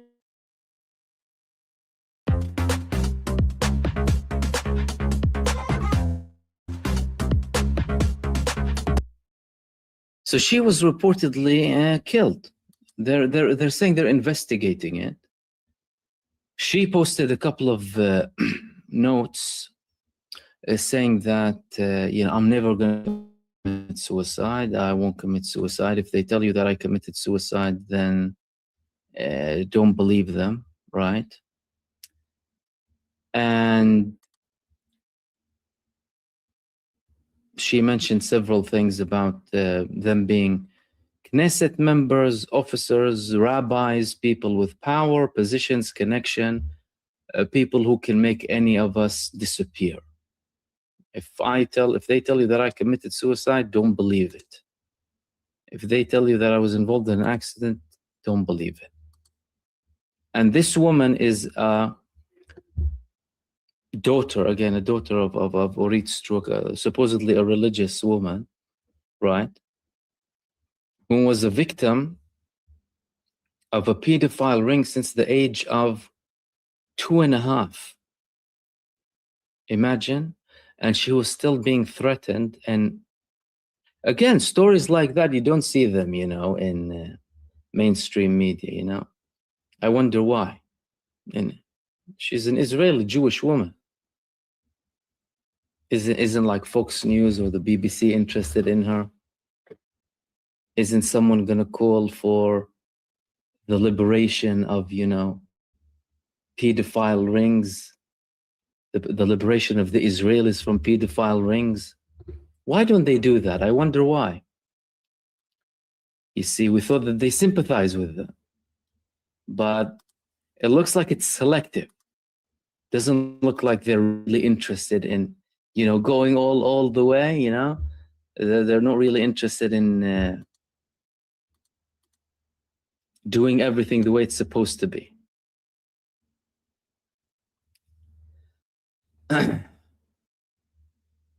Okay. Now, there's more criticism about this epic fury, Epstein fury, or epic fear, like what the spokesperson of the Khatam al-Anbiya HQ said. And there's more criticism coming from the United States about this operation. And it's very clear from people who are at liberty of talking, and no one is stopping them, really, whether they are still tied with certain elements or not. Some of them were actually, one of them was actually the previous defense secretary of Donald Trump. Let's listen to what he had to say, and then later we'll go on to what other American people from the military background and also political backgrounds have to say about this operation of the United States of America. With Purdue Global, education fits your life, however it looks. So being a mom and a student would look like... Who do you think has more endurance? Frankly, I think the Iranians do. I think they have survived, or I believe, I'm speculating, that they probably think they survived the brunt of U.S. and Israeli attacks in these first 2 weeks, and they've managed to effect a transition of power. Their institutions remain largely intact. There is little fracturing that we can see. Maybe there's more behind the scenes, but little fracturing within those institutions. And we haven't yet seen the Iranian people come out on the street to protest. Yet on our side, obviously, we see prices going up the pump. We see a lot of concern about the economic pressures. What will this mean for the White House as it looks through a political lens at times with regard to the midterm elections? So, and we see President Trump sending different messages about what, on one hand, he's saying the right thing, that we have to put future security, making sure Iran doesn't have a nuclear weapon, over short-term price increases. But on the other hand, he's talking as if the war has already ended. We won in the first hour or so, as he said, and maybe preparing the United States for some type of exit or off-ramp here in the next week or so. So, I mean, of course, the only thing that he got wrong there, or one of the things that he got wrong, is the fact that the Iranians aren't in the streets. No, the Iranians are in the streets in their millions to support their government and to support their leadership. That's where they get it wrong. Again, this convenient denial of facts coming from American officials. But this guy was the previous Secretary of Defense of the United States of America in the Trump administration. So it says a lot that a man like him is saying that Iran has the upper hand now, in other words, because perhaps that's a sober thing to do. Maybe the current Secretary of War, as he renamed it, is probably drunk. And that's why he's making these statements about epic fury, Epstein fury, and having this rant, this constant rant and anger against anyone who criticizes either him or criticizes the actual developments on the ground. Another person was none other than Professor John Mearsheimer, yeah. I'm not sure about the surname. Let's have a look at what he had to say and whether the United States is winning or not. We're not winning against Iran. We're not winning. What message are we sending? We're sending a message that we're a bunch of fools. That we started a war we can't win. Yeah. The FT had a big editorial today. This is the Financial Times, which is very sympathetic to the United States and the various cockamamie schemes that we come up with. The Financial Times usually supports us. They're saying we had no clear objective. We didn't have the required military forces to achieve any of the objectives that we were floating, and we had no plan. That's what they say. And of course, they're correct. Yes. So the question you want to ask yourself is, what does this tell the Chinese and what does it tell the Russians? It tells them that we are incompetent. And of course, the Russians have had enough dealings with Steve Witkoff and Jared Kushner to fully understand just how incompetent we are. Yeah, and we should make it very clear that the Americans have granted Russia sanctions relief in order to allow more oil into global markets. Now, that presumably represents a windfall for Vladimir Putin in his campaign against Ukraine. The Europeans must be flabbergasted, John. They're flabbergasted and outraged. And on top of that, we're burning through Patriot missiles, the PAC-3 Patriot missiles, which and THAADs too. And the Patriots are what the Ukrainians are begging, that the Ukrainians are begging for. And we're... That was John Mearsheimer. And then we have the retired U.S. Army Colonel Douglas Macgregor. Douglas Macgregor also had an interesting input in a recent interview. Let's listen to what he had to say. I think our era of local or regional hegemony in the Middle East is over. I think we're going to be swept completely out of the Persian Gulf. Now, will the Persian Gulf be rebuilt? Probably. Will someone finance it? I guess so. But there are going to be new rules, and we're not going to be there. I mean, why would you welcome us back in? Because the population certainly doesn't want us there. That's increasingly obvious. The ruling elites wanted us there on the assumption that we would protect them. Well, we've turned out to be incapable of protecting them. So the notion of deterrence has been lost. And I don't think this bombing campaign is going to restore it. So I don't see us achieving the real goal, which is that, we have a sort of Battleship Missouri ceremony where Trump steps up and accepts the surrender of Iran. I don't see that occurring. I think our era of local or regional hegemony in the Middle East is over. I think we're going to be swept completely out of the Persian Gulf. Now, will the Persian Gulf be rebuilt? Probably. Will someone finance it? I guess so. But there are going to be new rules. We're not going to be there. I mean, why would you welcome us back in? Because the population certainly doesn't want us there. That's increasingly obvious. The ruling elites wanted us there on the assumption that we would protect them. Well, I was Colonel Douglas McGregor. Interesting observations coming from people who were in the American army. Of course, there are many others who are speaking about this huge defeat. That's for those of you who want to kind of listen to it from the American perspective. And much more voices are speaking about the devastating impact that this will have on the United States of America moving forward. By the way, Iran now, whether other countries, whether other countries will come or not, Ali Larijani, told them, choose a side. You know what these people are doing. They haven't defended you. But at the end of the day, it requires honor to do something like this, and bravery and guts, a lot of faith, a lot of belief too.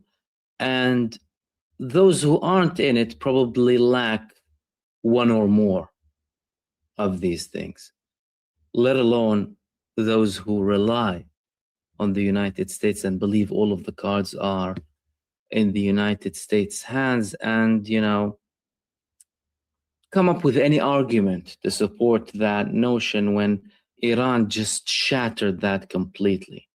As a matter of fact, guys, the Palestinian resistance shattered that. Don't look at the destruction in Gaza and think, oh, look at all of the destruction. The Palestinian resistance on its own against Israel, with the equivalent of 8 tactical nuclear bombs landing on them, and they were still emerging from the rubble.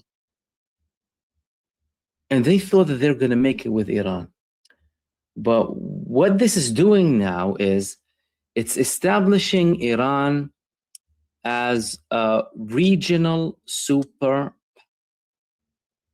No one can argue that after this now, the world will not be the same again. Everyone will have to take Iran into consideration. Everyone will need to recalculate and reevaluate everything. Because Iran expelled the empire from West Asia. It has been done. I know there's a process, but it has already been done. And don't let the talks about, deploying more and bringing Marines and what have you fool you. That ain't gonna work. That ain't gonna work. We are waiting. The Iranians are telling them we are waiting. And trust me, they don't want to do that. I mean, they know it's gonna be massive devastation. You need millions of Marines. And as we're talking now, Iran launched its 57th wave. 57th wave against Israel and the United States. They'll never stop. And they launched multiple missiles. We're still getting the confirmation about the actual targets, but here's a video that was recently published about this wave.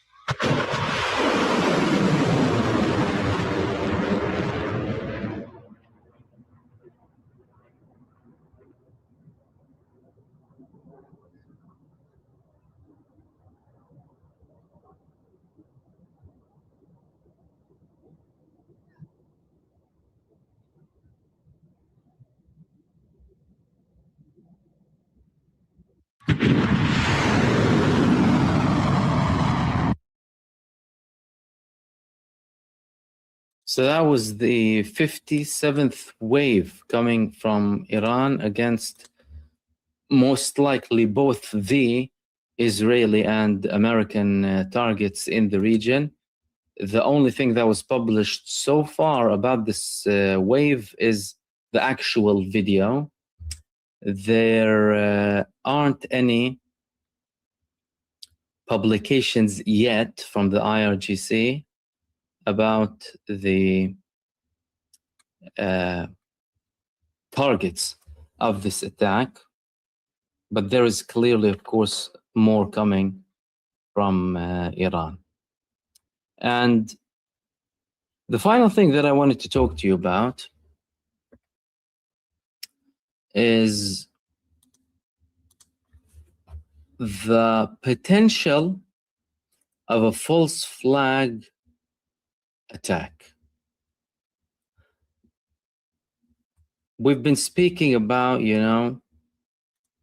the California situation, the threat that came, or the warning that came rather, from the FBI that an imminent attack is about to come from a source against, California. And there are more suspicions now that there would be another false flag attack coming sometime soon. How likely is Trump to go ahead with a false flag attack, and will that change the equation? It can create a more sentiment, a more like anti-Iran sentiment in the United States. But the fact that so many people are talking about it now, like beware of another false flag, so many people are talking about it like literally every single day, proves that many of the people are aware of the situation. They are aware of all of what the United States is doing.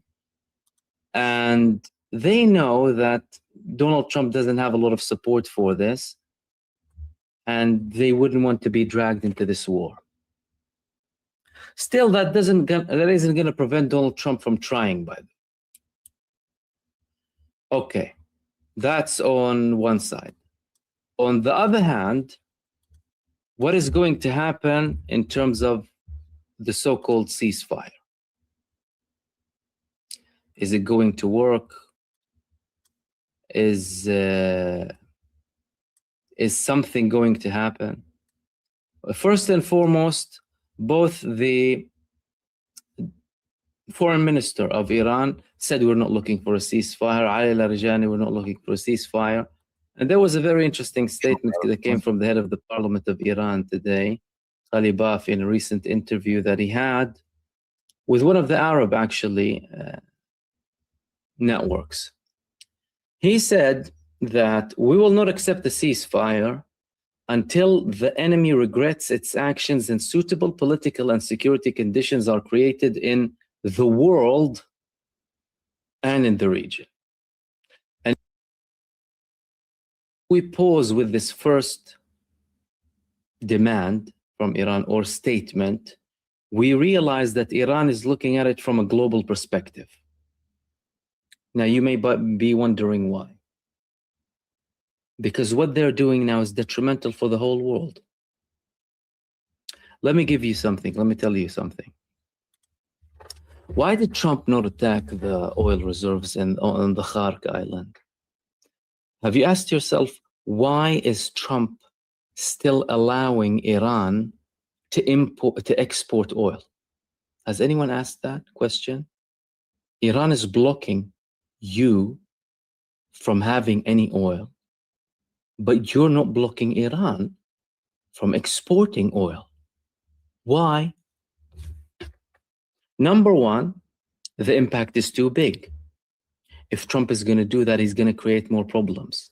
But number two, by the way, is that 90% of Iranian oil goes to China. And Trump doesn't want to mess with China. And trust me, the Chinese probably already threatened the United States with decisive measures should they touch the Iranian oil. Russia's having fun. He lifted the sanctions. Europe is not happy with it. But China threatened, in my opinion, the United States from even touching the Iranian oil exports and any of the strategic hubs that Iran exports oil from. Your small business taxes handled. All your unique deductions found. To China. Because 90% of the Iranian oil goes to China. In China, although they have other sources, one of the big sources comes from Iran. Iran knows that it has that backing. And that's why Ghalibaf is saying that suitable political and security conditions are created in the world, number one, and then in the region. Iran is talking globally here. They're no longer talking about it only from a regional perspective, and they know that most likely Trump's administration already received messages from Russia and China. And let's all remember that what we deal with and what we talk about and what we analyze and what we dig and the information that we get, all of that is in the minor percentages of the information that we have available, and a lot of the things happen behind closed doors in certain conversations. They're not being released. The only thing that we can imagine and assess based on certain actions is what happened. That's why Trump isn't touching the Iranian oil. And also he knows, third thing, that it will be gone. All of the United States assets in every country next to Iran will be in flames, as in totally destroyed. Not like the attacks that Ansarullah were doing, attacking or responding to the attacks coming from Saudi Arabia against them. This time is going to be completely different. The other thing that Ghalibaf said is, a ceasefire is logical only if the war does not start again. Not if the ceasefire merely gives the enemy an opportunity to fix its problems, such as the destruction of its radars and the shortage of interceptor missiles, and then attack us again. That's why there's no ceasefire. The third point, we will continue the fire. We will continue the fire, meaning we will continue the war. Look at the level of resilience and bravery and confrontation. We will continue the fire until the enemy truly regrets its attack and until political and security conditions in the world and the region are prepared so that threats and war truly end in the region. The fourth point, we will not accept the ceasefire, or we have both sufficient missile and drone stockpiles and the ability to produce them. That's something very important. We spoke about it the other day. The fact that Iran has more production than usage. Although so far, Iran launched, one of the Iranian army officials confirmed that Iran launched over 700 ballistic missiles and over 3,400 drones. And they're still producing more than those numbers. We have prepared ourselves for a long-term war. That's the other point that he said. We knew that we would be attacked. And based on the experience of the previous war, we knew how they would try to weaken our operational capabilities. Therefore, we planned for all of it. They've been ready from the get-go. That's why the attack was automatic. That's why the assassination of several leading figures, from the supreme leader to multiple figures in the army, did not affect anything to do with the response. And that's why the continued bombardment of several thousand targets, according to Israel and the United States, approximately 10,000, did not even harm or reduce the Iranian capability to launch retaliatory strikes, whether in the form of strategic hypersonic ballistic missiles, medium-range ballistic missiles, drones, other UAVs, and other naval and land attacks. They planned for it all, and now they're implementing it because they were waiting for this moment. Then he added, I think no one believes the Americans' rhetoric anymore about destroying Iran's offensive capabilities. We have sufficient missile and drone stockpiles, and since this technology is indigenous, we also have the capability to produce them at a much higher rate and a much lower cost than the enemy's interceptor missiles. This is where it gets incomparable, by the way, because if you want to make sense of it financially, it's incomparable whatsoever. The cost of the United States and the cost of Iran, the production lines of the United States, the production lines in Iran, the fact that they already have stockpiles, 4 decades worth of stockpiles, despite being in an 8-year war with their neighbor immediately after the 1979 revolution that took 8 years and ended in a ceasefire where Iran was still coming out strong. And again, for people who talk about Iran and Iran attacking US bases in Arab countries, that was the first experience of the Iran of the revolution following the establishment of the Islamic Republic of Iran of its neighboring Arab countries. Many of them, to be specific, supporting Saddam in his war against Iran. Of course, others had different views, but that's what happened. Like they supported later on the Gulf War against Saddam, and then later the 2003 war against Saddam. If we take the statements that came from Ghalibaf that they're not going to stop the war and align them or combine them with the previous statements that came from other officials, we would have to add to the fact that Iran asked for compensation.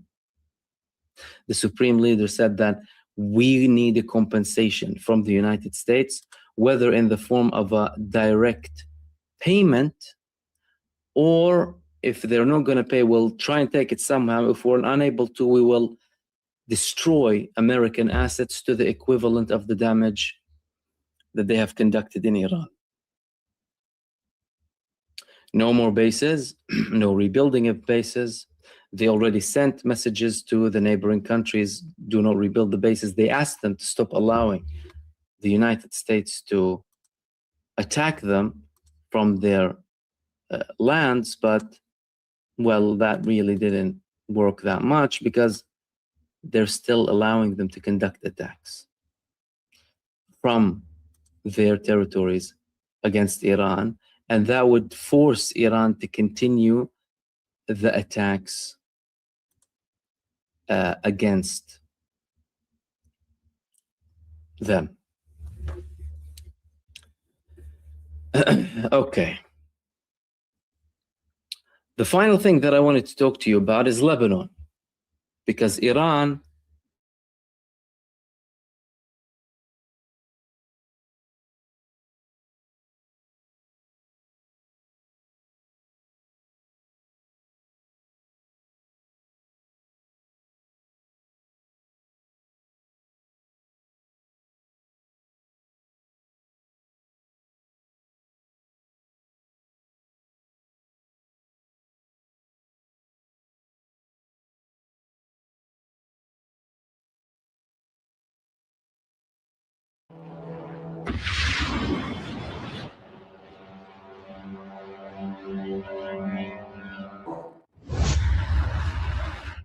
Iranian retaliation continues to rise by the 50th wave of True Promise 4, carrying out precision drone attacks against several Israeli-US coalition interests, this time specifically targeting targets in the United Arab Emirates, in addition to Bahrain, Kuwait, Qatar, and Jordan. IRGC released footage on March 15, showing the launch of its suicide drones, which will arrive in UAE, alongside early warning radars protecting enemy interests, where the recent attack on Karg Island, Iran, originated from that country. A spokesman for Qatam al-Anbiya headquarters announced that Iranian drones are searching point by point and will strike facilities with pinpoint accuracy once their locations are identified. It is noteworthy that Iran categorically rejects false accusations of recent attacks on civilian facilities in the Gulf states, stating that it only targets facilities linked to Israel-US. The spokesperson urged civilians to stay away from industrial areas where the U.S. has stakes and places near American troop deployments for their own safety. According to an announcement by the Islamic Revolutionary Guard Corps Command, strikes and explosions were recorded that day, targeting key sites in the country. First, sources reported a drone hit the U.S. Embassy in Dubai. Authorities are investigating the incident, and verification of the impact is ongoing. Next, a Shahed drone hit the Dubai office of Citibank, one of the largest U.S. financial institutions operating in the Gulf region, coinciding with Iranian announcement of targeting Israeli-U.S. banks in the Middle East. This was in retaliation for the aggressor's attack on Tehran's banking district. Furthermore, a fire broke out at the fuel resources of the UAE Fujairah port after the drone arrived. According to journalists, the drone attack forced a partial halt to oil loading operations at the port, a major global oil hub, while the Strait of Hormuz remains closed.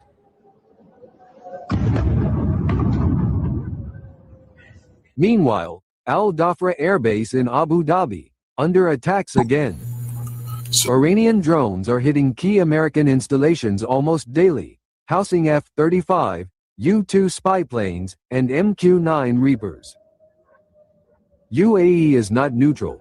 It has become a proxy warlord against neighboring countries, hosting the most technologically dense concentration of U.S. military assets, forming the backbone of U.S. intelligence operations in the region.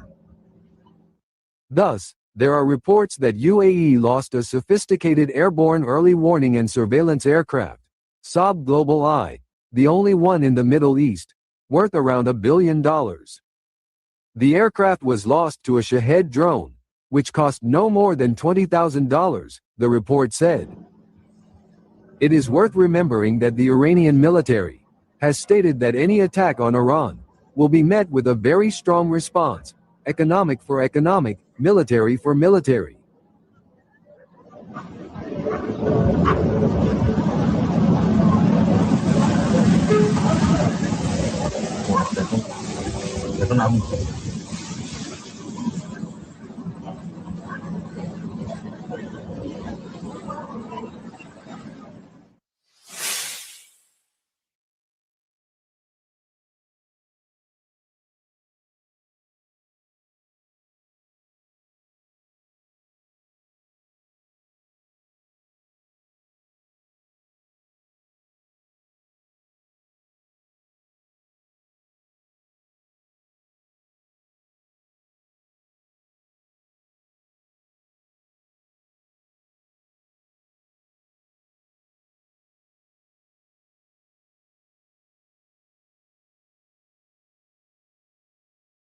Hide from the world, but the truth, as it always does, has a way of punching through the lies. Yesterday, the Iraqi sky turned into a graveyard for NATO's air power. In a stunning and meticulously executed drone strike, the Iranian resistance torched a squadron of Western warplanes stationed at an Iraqi airbase, and while the usual propaganda machines in Washington and Brussels whirred into motion to deny the scale of the disaster, one voice refused to be silenced. Italy, showing a spine that seems to have gone missing in other NATO capitals, confirmed what the world needs to hear.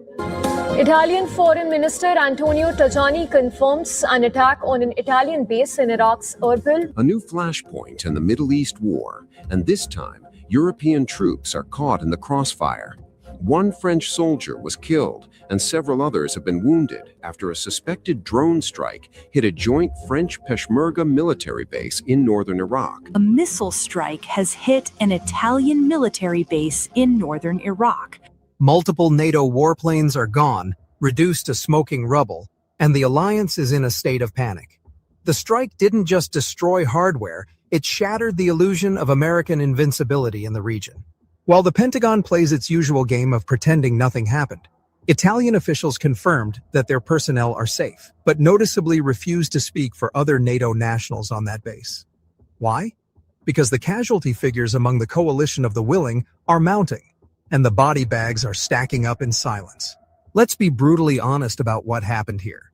This is not just a military setback, it is the complete and total humiliation of a superpower that has overstayed its welcome and overplayed its hand. You had American and NATO warplanes, worth hundreds of millions of dollars, sitting ducks on a tarmac in Iraq, believing they were safe because Donald Trump stood at a podium months ago and bragged about obliterating the Iranian military. He told us he had neutered the resistance, that he had destroyed their capabilities. Well, look at the tarmac now, Mr. Trump. Look at the wreckage of those Italian aircraft. Look at the silence from the U.S. Air Force as they scramble to explain how a $20,000 drone slipped past their impregnable air defenses. This isn't just a reality check. It is a full-blown eviction notice for American forces in the region. The base was hit, the embassy in Baghdad has been hit, and the U.S. is now telling its citizens to run, to leave Iraq immediately because they cannot guarantee their safety. If you are watching this and you understand that the era of American dominance is crumbling before our eyes, smash that like button. Share this video far and wide, because the corporate media won't tell you this story. They are too busy spinning the narrative. You know those don't look real. No, I got bit by a snake. A snake jumped up and bit you? Drop a comment, even if it's just a dot, to tell the algorithm that the truth matters, that people want real journalism, not State Department-approved press releases. And if you haven't already, hit that subscribe button. Join this community of honest thinkers who refuse to bow to the Western war machine. We need you with us right now. The situation on the ground is moving so fast that the talking heads in Washington are struggling to keep up. Let's dive deep into what actually happened, because the details are absolutely damning for NATO.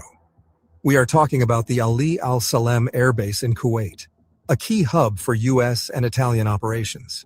Early yesterday morning, a drone, just a single unmanned aircraft, penetrated the airspace and struck a hangar sheltering Italian assets. Italy's defense chiefs confirmed it destroyed a remotely piloted aircraft, an essential asset, reducing it to scrap metal. But here is where it gets interesting and dark. Italy, to its credit, is confirming the strike openly, but where is the United States? Where is the UK? Where is the rest of NATO? Deafening silence. You have to ask yourself, if only Italian equipment was hit and everyone is fine, why wouldn't the US just say that? Why wouldn't they release photos proving no one else was hurt? The most logical, and frankly the most obvious conclusion, is that the casualties aren't just Italian. There are bodies of other NATO soldiers that they are trying to hide from the public eye to avoid the political firestorm back home. This follows a pattern. Just days ago, we saw a French soldier killed in a drone attack near Erbil in Iraqi Kurdistan. The French soldier, Staff Sergeant Arnaud Frion, is dead. Others are wounded. The Mojtaba squad, these resistance forces, have warned the French, and they followed through. They said French interests are under fire, and now a French family is mourning a soldier sent to die for a war that has nothing to do with France. This is the price of following the United States into a quagmire. And while we are talking about the U.S. military's inability to protect its own, let's talk about the absolute farce unfolding in the Iraqi skies. You might remember Donald Trump standing in front of cameras, chest puffed out, telling us how he had crippled Iran. Well, the Iranian resistance and the Iraqi resistance movements have decided to give him a live-fire demonstration of just how wrong he is. In a massive blow to U.S. logistics, the Americans have now lost 2 refueling warplanes to ground fire, specifically to the brave actions of the Iraqi resistance air defense. We are talking about the KC-135 Stratotanker, a massive, lumbering gas station in the sky that extends the range of American fighter jets. One went down, killing all 6 crew members on board. The U.S. military initially claimed there was no hostile fire, which is their standard lie to prevent panic. But Iranian state media, citing the Revolutionary Guards, immediately confirmed what we all knew. The aircraft was struck by missiles fired by the resistance factions. The second one, involved in the same incident, was hit as well but managed to limp back. Now here is the kicker. After losing 2 of these vital aircraft, the U.S. Air Force has effectively been grounded from refueling operations over Iraq.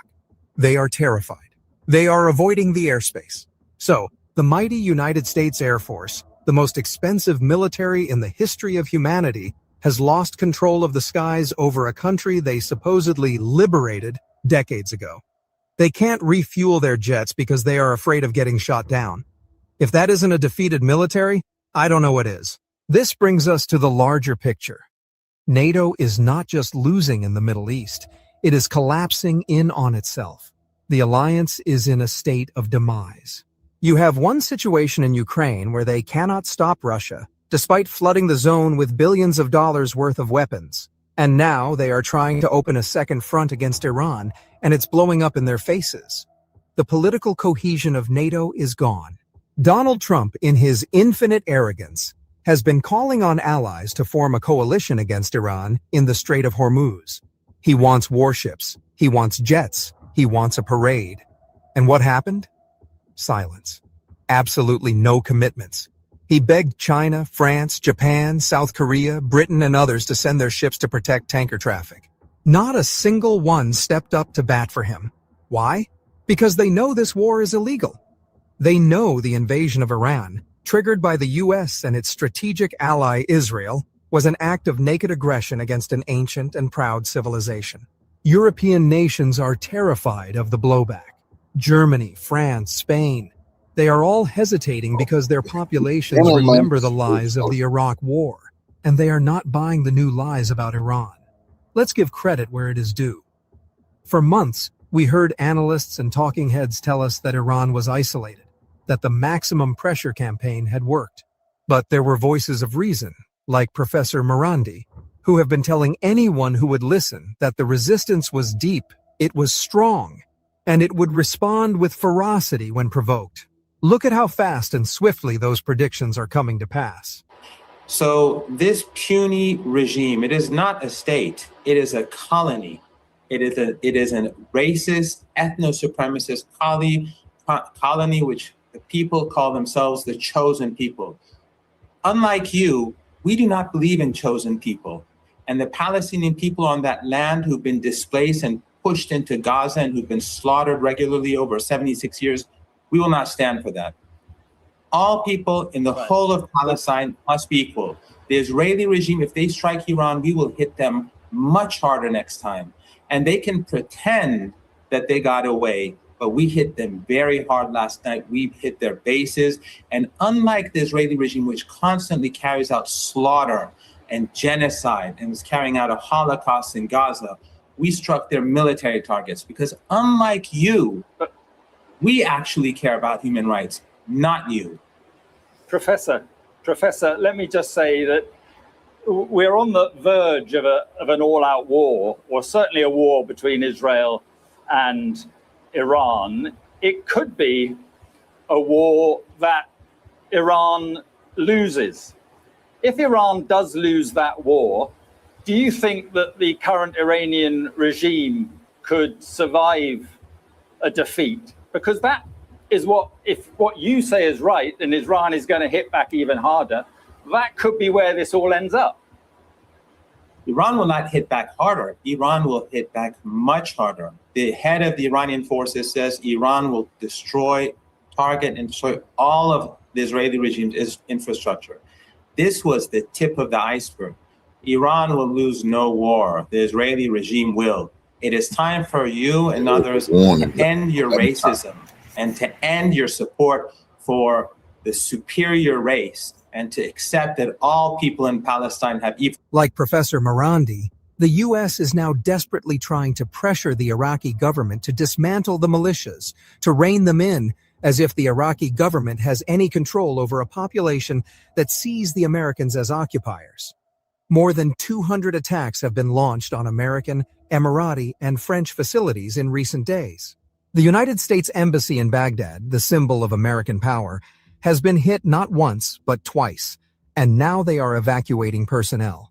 This is not the sign of a superpower. This is the sign of a regime that is overextended, defeated, and desperately trying to save face while its empire burns around it. The reality check has arrived, and it came wrapped in an Iranian drone.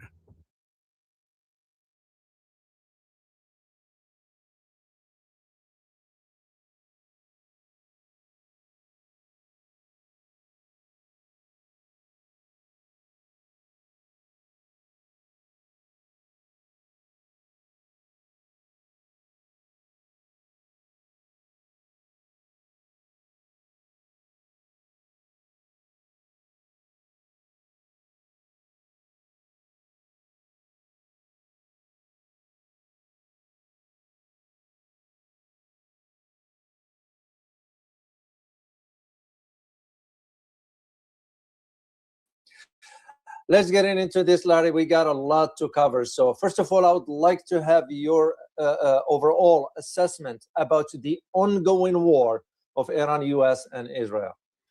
Well, despite Trump's claims that he's defeated Iran, 100% defeated, the exact opposite appears to be the case, that Iran not only is holding its own, but Iran has got the United States on the defensive. And there is no clear path forward for the United States to obtain a victory being defined as forcing a regime change in Iran and or forcing Iran to surrender and submit to the United States to say, okay, we'll do whatever you tell us to do. Not going to happen. Iran is in the process of remaking the face of the Middle East. I seriously doubt if the United Arab Emirates will survive this. The more I look at it, I think Iran is taking it apart piece by piece. The UAE is a lie. It's not built upon any native culture. It's just it claims to be Muslim, but it's really like one of the most expensive whorehouses in the world, with the decadence that goes on there, and its reputation as a playground for the degenerates of the world it's been severely damaged. Now, those degenerates have been largely abandoning Dubai over the last 15 days since the start of this war, and the trend will continue. I do not see Iran letting up at all on that. But what Iran has done, they have destroyed the eyes of the U.S. military in terms of the radar systems. These are the ANT. It was a TYP, TPY. I can't keep the letters straight. Too, which is about a $500 million radar system. Iran's destroyed 4 of those, and there's another one that it cost over $1 billion. My understanding is Iran's destroyed at least 2 of those. So you're looking at a minimum of $4 billion of lost radar that is not really readily replaceable. Yeah, that has eliminated the ability to early detect launches out of Iran, which is why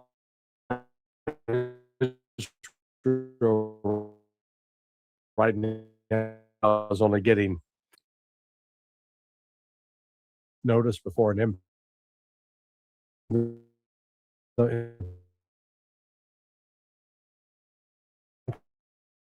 is the is then it is depleted. Patriot PAC-3 missile defense inventory, and I can take you through that analysis if you're interested. But the United States, literally on that front, has run out of missiles. In fact, I was aware it happened last week. One of the bases in the Middle East, that they were completely depleted. They didn't have any more.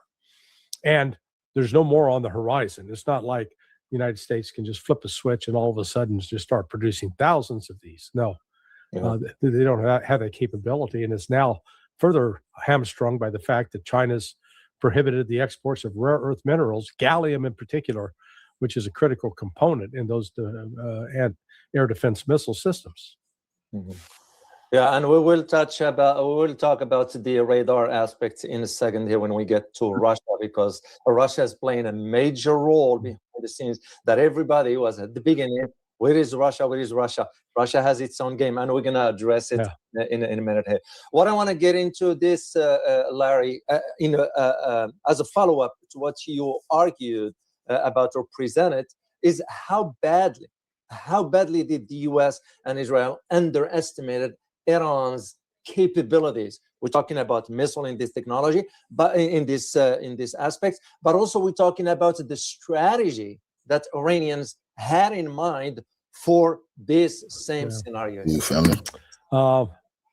The West thought it was going to play the equivalent of a children's soccer team, and instead they've wound up with one of the most elite teams in the world. Iran was anything but Iran actually had planned, they had a war plan in place, unlike the United States. United States and Israel, I think their plan consisted of the fact that Israel, through Mossad, had recruited a top-level Iranian Revolutionary Guard commander, General Ismail Khani. And Khani, apparently he'd been working quite a while. It was considered, I think, one of the most productive intelligence assets of Iran. He was instrumental in the murder of Hassan Nasrallah, in the murder of the lead Hamas negotiator, Haniya, which took place at the inauguration of President Pezeshkian. I would not doubt now, with the benefit of hindsight, that he was also involved in sabotaging the helicopter. They're his operatives, sabotaging the helicopter of Raisi, the former president, who was killed in the crash. I think he was actually executed or assassinated. Khani came to everyone's attention because he was always around these assassinations, but never happened to be there. He'd excuse himself from a meeting 10 or 15 minutes before the attack came. And reportedly, it was this last one on February 28th, where he got out. The Ayatollah Khamenei, Minister of Defense, other top Iranian leaders were killed.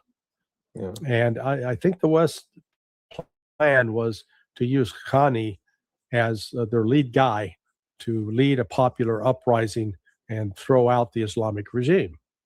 I don't know what it was that caused Khani to flip, to be willing to work with the Israelis on this, but he did, I think. But it backfired.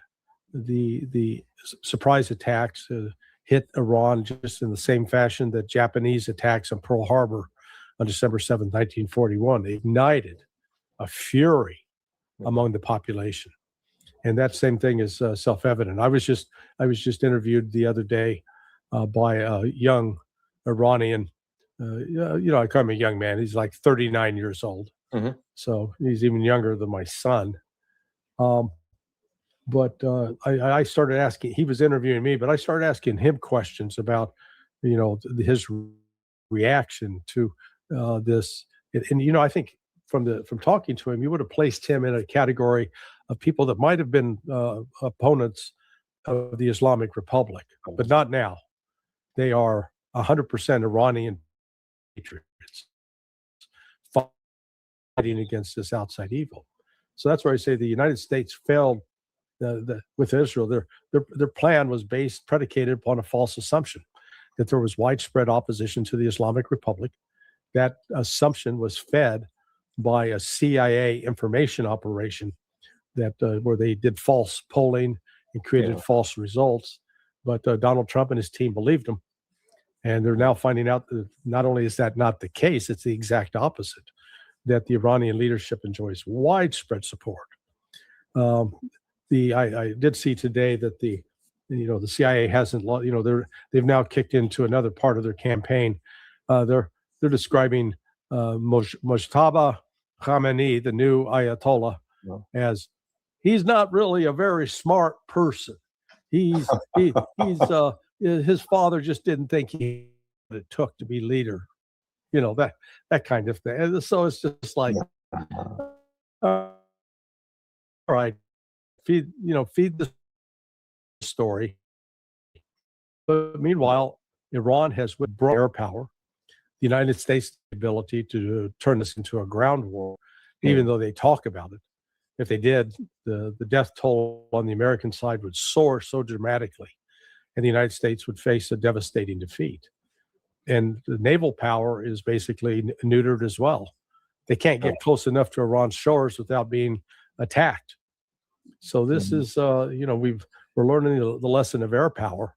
It has great limitations, and Iran's got to absorb the blows and deliver blows back. The missiles. Years ago, Larry, that should this war breaks between U.S. and Israel and Iran, it will be mainly conducted first by air and missile. And there are those who are saying, "Oh no, we will walk into." I said, "You have no idea whom you're dealing with. Iran is not Iraq, is not Afghanistan, is not Yemen, and you need to understand the history of the Iranian system, how it has been built throughout the years." Yeah. Well, look, I learned early on from two different sources. First was with CIA. In January of 1986, I was in the career trainee class. We were at Camp Perry going through a 12-week paramilitary course. The reason they were putting us through this paramilitary course was to help us gain some appreciation what it was like to if you're going to ask somebody to carry a backpack or somebody to carry a radio for communication through difficult terrain, while being chased with helicopter surveillance, to understand what that was like. And and I'm not at all suggesting that we endured anything like, but our C-77, which was an old style radio, and it was like carrying a 40-pound can of ammunition in your backpack. And then you had to have ammunition for your rifle, and then you had to have food, and then you had to have water.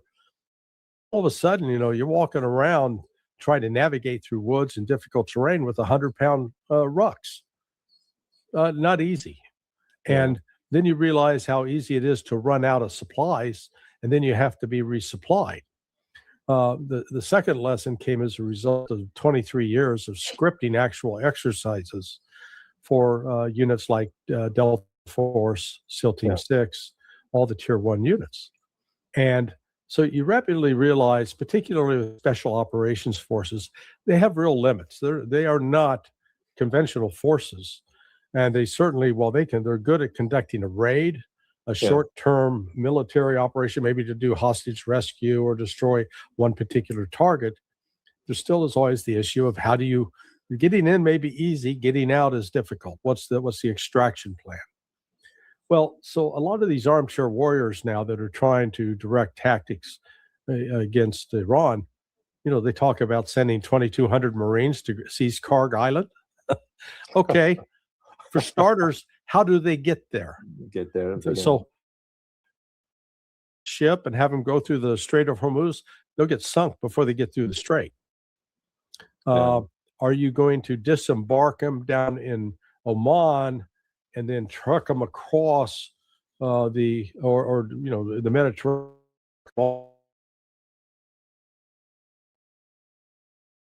And invade from there, or you get rain that out of the Fifth Fleet headquarters on a daily basis. So, but let's assume they somehow managed to get the troops onto Karg Island. Then what? They're pretending that Karg Island is the West is falsely being told that Karg Island, man, you take that out, you take out Iran's oil. No, it's 1/5 of the terminals that Iran has available for shipping oil. So it would be damaging, but not crippling. Now, what everybody's paid attention to drones that both sides have, and the previous wars where you could mass a company, 150 guys with trucks and move forward as a unit, you can't do that anymore. The FPV drones blow the hell out of you, not to mention missiles that can be fired from either helicopters or fixed-wing aircraft or ground-based units. So you put you put 2,200 Marines on Karg Island, that'd be like putting General George Custer's 7th Cavalry out in the middle of the Indian village. They get overwhelmed.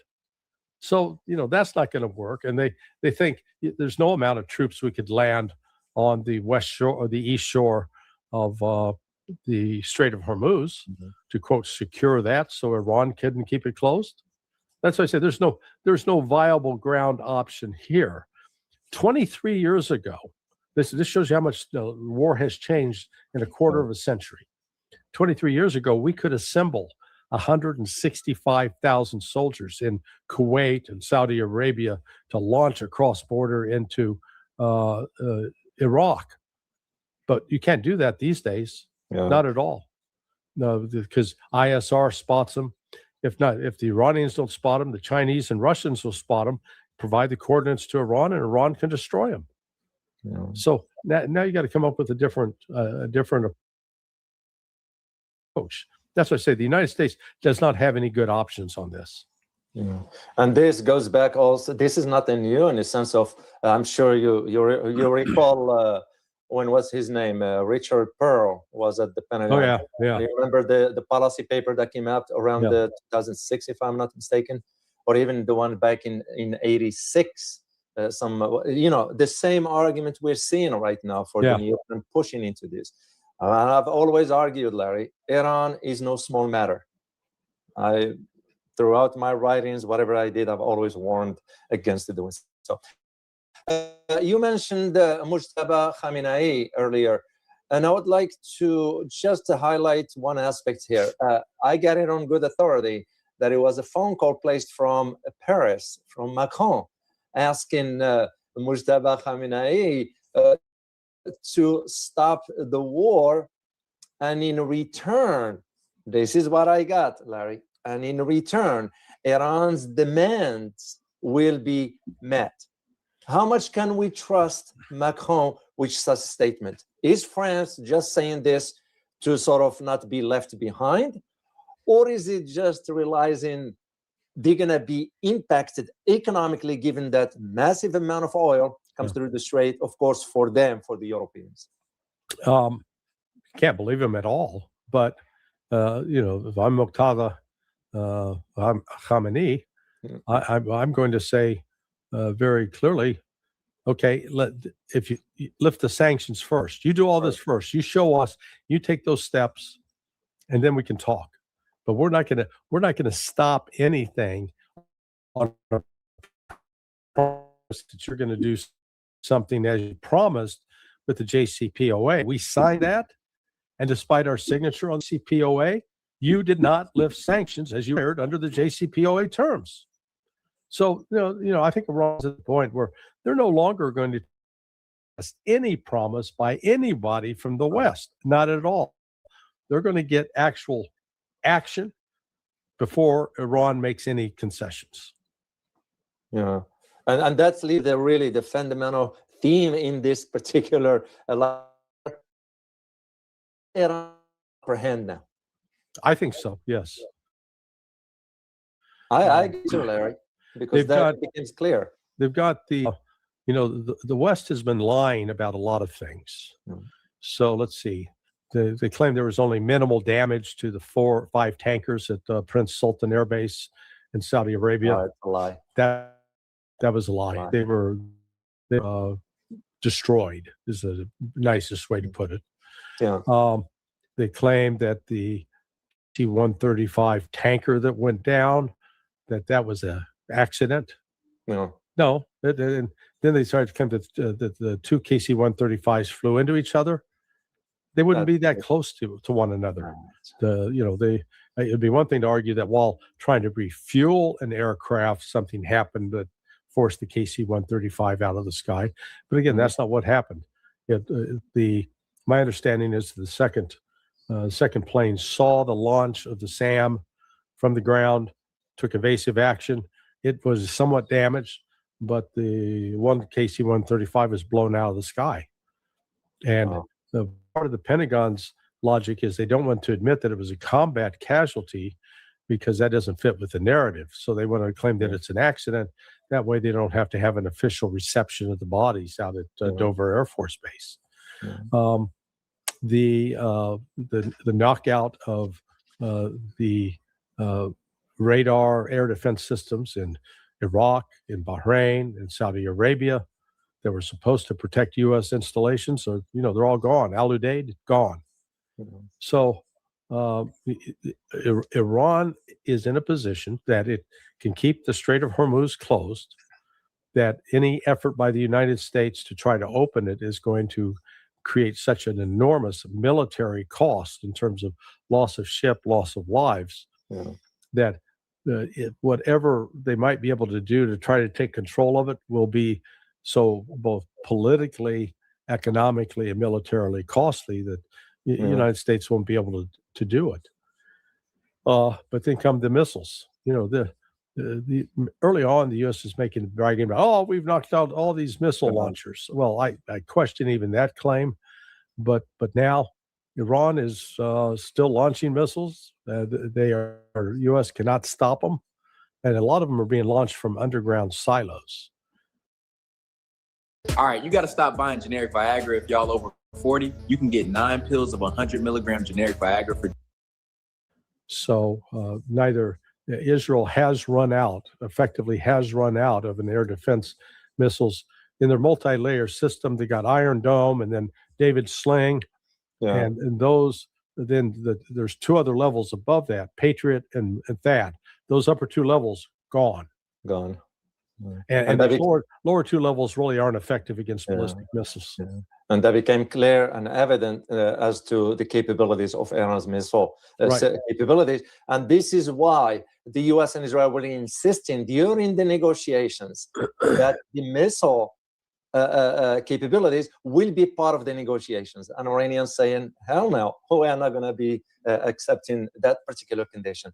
To me, has always been the damaging aspects of all this is that we embarked on bombing them in the middle of negotiations. And that's, they justifiably feel betrayed.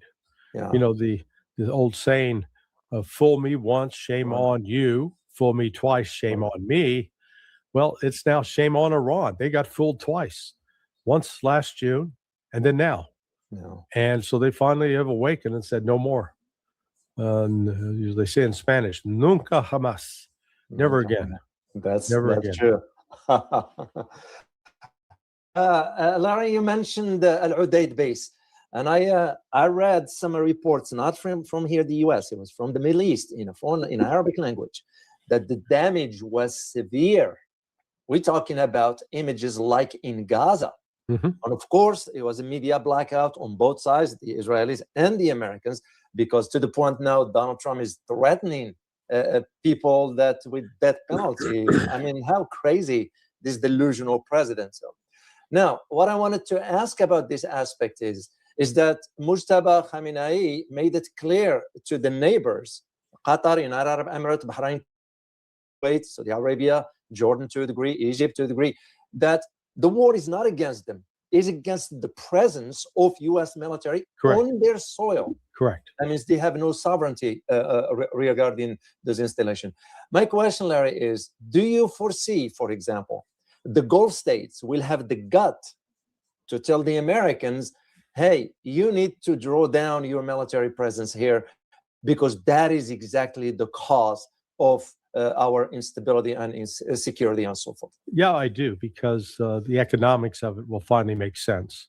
Yeah. They'll realize that as a result of the shutdown of the flow of the export of oil, the export of liquid natural gas, and the export of urea for the production of fertilizer out of the Persian Gulf, then all of that's going to have a tremendous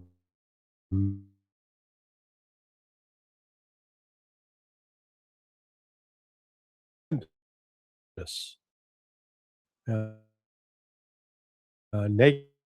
effect.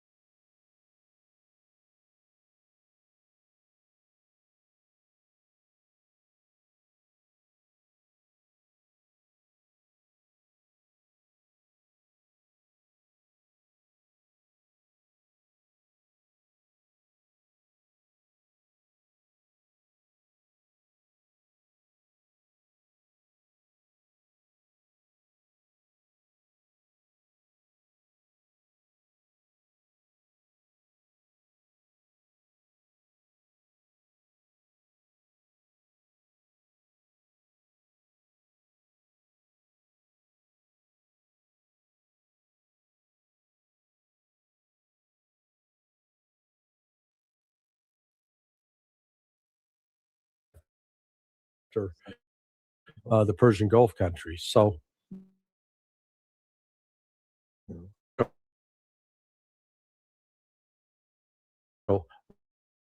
Russia's coming in as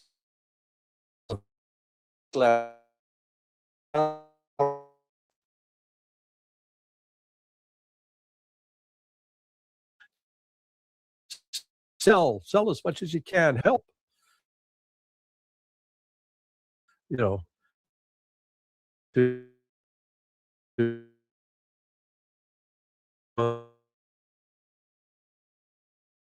for you know, help.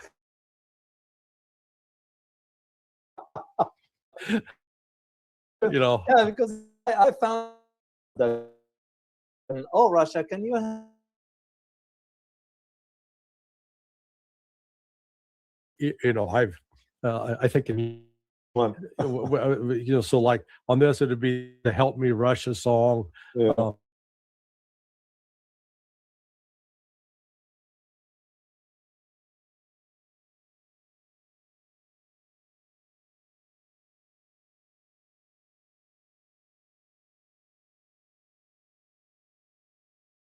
With Boston, more of a feeling. You know, lots of creative choices here. Yeah. But, you know, I don't mean to make light of this, because this No, I know what you mean. This is horrible. It's horrific. It is. The death and destruction being visited by the insanity of our president, Donald Trump. He's lost his mind, and there's nobody to stop him. He's surrounded by enablers. Reportedly, J.D. Vance and Tulsi Gabbard tried to, you know, intervene, but they got shut out. And I think there are so many compromised people in Trump's cabinet that the ability to enact a 25th Amendment where majority would come together and say, no, president's got to be removed. That's not going to happen. And so Donald Trump he's not only laying the foundation for destroying the Republicans in the midterms, but destroying the economy too. Yeah, and it's becoming very, very clear and evident as prices, even for us here in the state of Texas. Usually we are in an oil state. Usually we don't see those problems, but now it's going up to about 361 or so. Yeah. This leads me, Larry, to ask you about your assessment. How do you see it moving forward when it comes down to the global energy security? Oh, yeah. Because we know the Strait of Hormuz now, almost 21% of the global oil transit through that strait narrow there. And now you have countries, especially Europeans, going to be hammered with this. Iran, of course, they can just shut down. They're already shutting down, whatever. How do you see it moving forward from the perspective of impacting the global economy? Well, the most important effect right now on the horizon that will manifest itself this week is the shortage of liquid natural gas in Taiwan. As of the start of last week, my understanding was they only had about a 10-day supply. And so when they run out, even they don't have great reserves. Some of their manufacturing processes are going to come to a screeching halt. And then it's not like there's a ready supply out there on the ocean. You just make it's like ordering pizza. Hey, I need a new pizza here at this address. No, they could be literally weeks without a liquid natural gas. This is actually going to change, I think, China's calculation about dealing with Taiwan, because China will be in a position. Hey, little buddy, you need some help? China can come to the rescue. And then all of a sudden, China's in a much stronger position. That this is right now, we've got a 15-day oil shock. The Trump administration is lying its ass off, pretending, nothing to see here, move along. This is just a minor glitch, no big problem. In the 1973, in the wake of the Yom Kippur War, the oil shock, the cutoff of oil by the OPEC nations, I don't think it lasted 2 weeks. We're now well into week 3 for this event. Similarly, with the invasion of when Russia invaded Ukraine as part of a special military operation, February 2022. Again, there was a shock, but it wasn't, the supplies hadn't been cut off.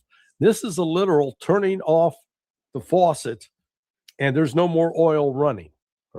And it's not just oil, liquid natural gas not running. So in every single one of these disruptions in the past, there have been global recession has followed. Well, that's exactly what's going to happen here, except this global recession is going to be much more profound. So we've lost complete control.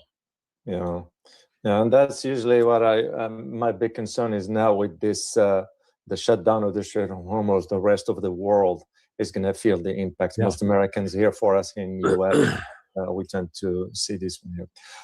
One of the key, should I use the term event? Should I use the term developments? That I found very interesting from the perspective of how much we don't understand that dealing with other powers, the likes of Russia, the likes of China, will come necessary at one point or another. And my reference here, Larry, to your assessment, what do you make, or what can be concluded from Donald Trump reaching out to the Russian President Vladimir Putin, asking him to mediate with the Iranians? Oh, the act of desperation, and Russia basically said no. You've made your bed, you sleep in it. What the United States did with Israel on the 28th of February was launched a war of aggression. This is comparable to what Adolf Hitler did on September 1st, 1939. You launched an unprovoked war of aggression. And, it'd be one thing if Iran was threatening violence against the United States, which it had not.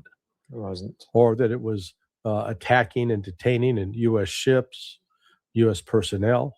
It was not. This was a completely unprovoked attack, particularly at the time for Iran thought they were actually engaged in legitimate negotiations that the United States really, truly wanted to get a solution. Yeah. Now, that turns out it was all just a pretext, a pretend that it was to lull Iranians into a false sense of security so we could attack them and then change their government. This history for 47 years, going on 47 years now, of the hatred directed at Iran is really there's no rational explanation for it. They claim that Iran has been on a campaign of unrelenting terror against the United States, and that's simply not true. In fact, you can't point to a single time in the last 47 years that Iran has carried out a terrorist attack inside the United States. The attacks that have been attributed to Islamic terrorists, or as one of my Shia friends reminded me, that's un-Islamic terrorism, because those who claim to be acting in the name of Allah, he said, are going against the very tenets and principles of Islam in carrying out such terrorism. But we don't have a single act by Iran, nor by an Iranian proxy in the United States. Oh, you're absolutely correct, Larry, especially with the last point about how some of the so-called Muslim countries are really acting in the opposite direction. I look at, for example, United Arab Emirates and its ties with Israel far beyond what you and I will understand what we're referring here when it comes down to the intelligence sharing and the aspects of it. And yet, where were those Muslim countries when Gaza was bombed to Stone Age, basically? That's to me where that hypocrisy comes in. They only using the word Islam when it justified their needs to push the agenda, whatever that might be. Now, since we talked about Russia, I want to just play a quick clip here for the community. And I'll do I will not do it the translation for it, because I'm not going to be. I'll just play the clip briefly, but I'll share with the community rather what this is all about, and get your take on it, Larry. So let me just share this one here. All right, and don't mind, guys, it's in Arabic here. تصريحات مباشرة من وزير الخارجية الروسي الذي عقد اليوم طاولة مستديرة مع السفراء الأجانب وليس فقط السفراء العرب، ويبدو أنه قصد عقد هذه الطاولة المستديرة بدعوة كل السفراء الأجانب المعتمدين لدى روسيا ليصدر مثل هذه التصريحات. وبالتوازي مع تصريحات وزير الخارجية الروسي، صدر بيان رسمي على على الموقع الرسمي لوزارة الخارجية ينص البيان أن الولايات المتحدة وإسرائيل تحاولان وتسعيان لجر الدول العربية وتوريط الدول العربية في صراع يخدم مصالح الآخرين. هذا ضمن مفهوم بالطبع أنه من وجهة النظر الروسية أن الصراع الحالي يخدم مصالح إسرائيل في المقام الأول، وبعدها الولايات المتحدة التي ترى روسيا أنها انجرت إلى هذا الصراع تحت ذرائع ومبررات واهية. بيان رسمي لوزارة الخارجية أيضا صدر. All right, I'm going to stop right there. Basically, what this gentleman was talking about, just brief translation here, the statements that came out of Russia asserts that the United States and Israel are sort of attempting and actively striving to drag some other Arab nations into the conflict that sort of serves the interest of others. It has nothing to do with the Arab world.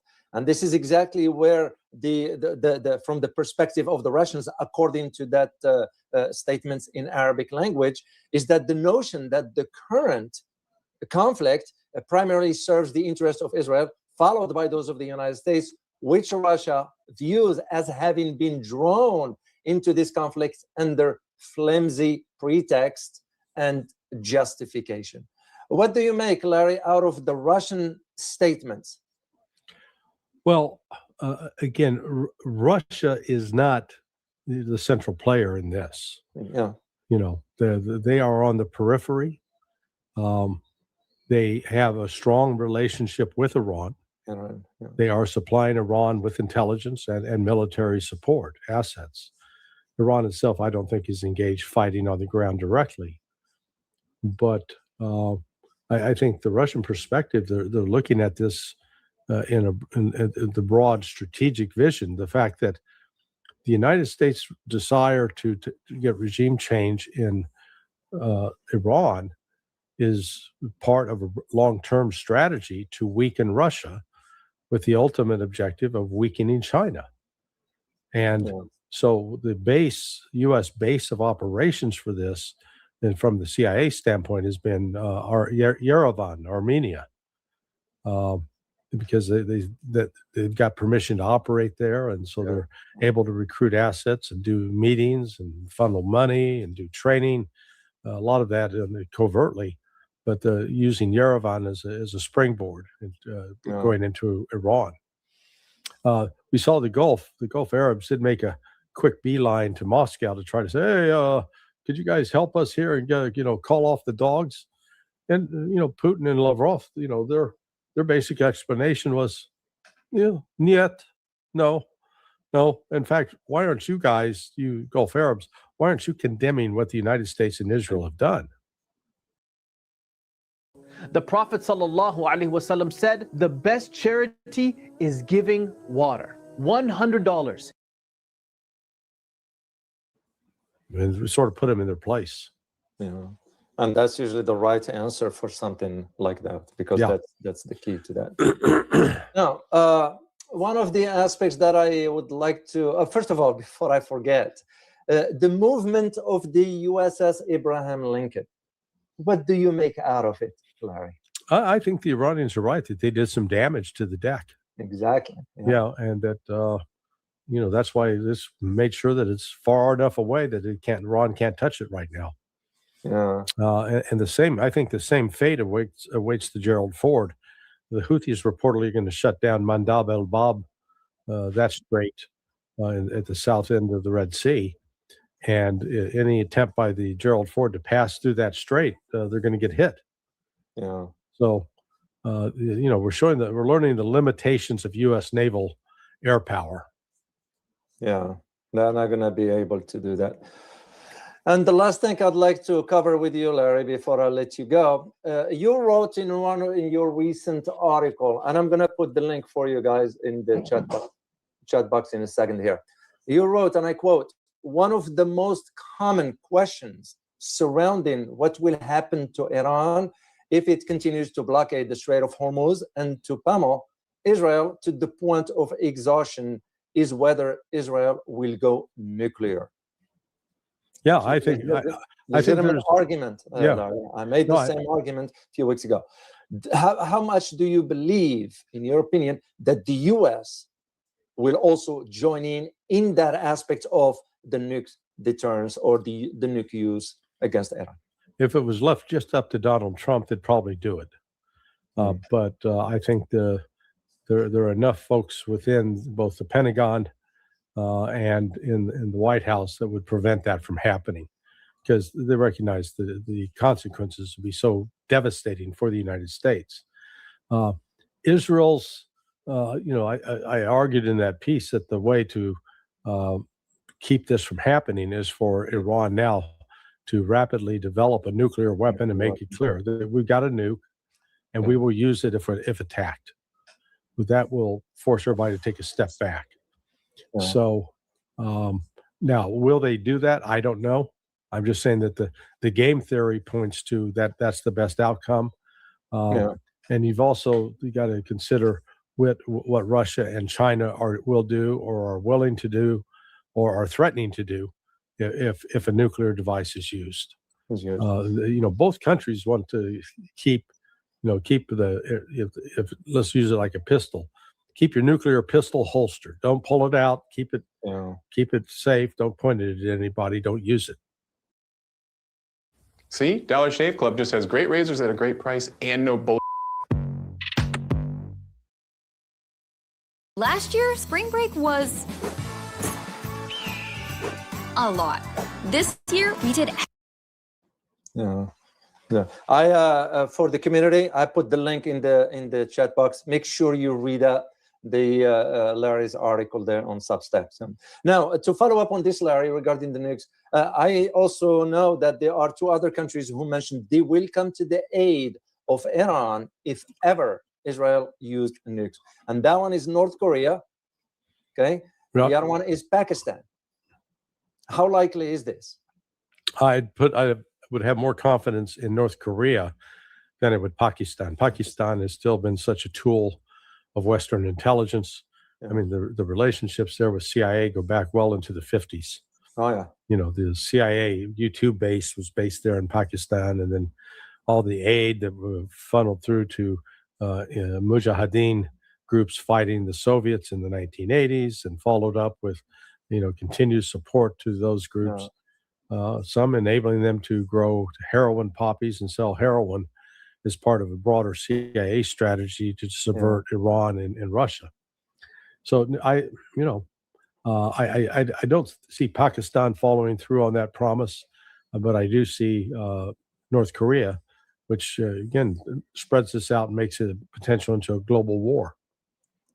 That's going to lead into that one.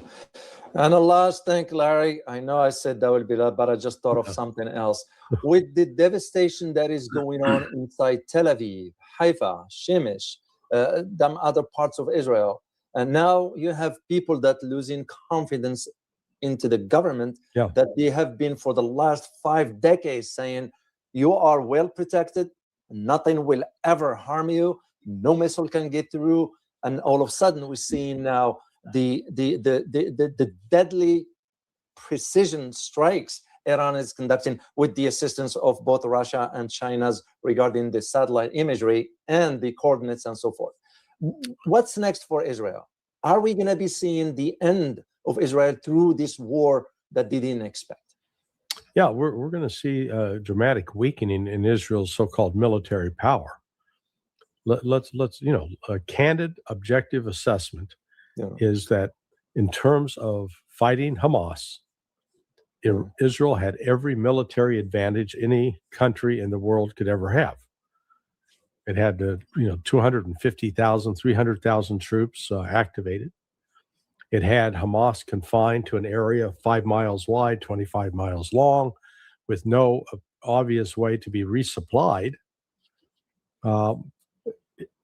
Israel had tanks, artillery, armored personnel carriers, heavy armaments, aerial support, both fixed wing and rotary wing, missiles, and overhead intelligence.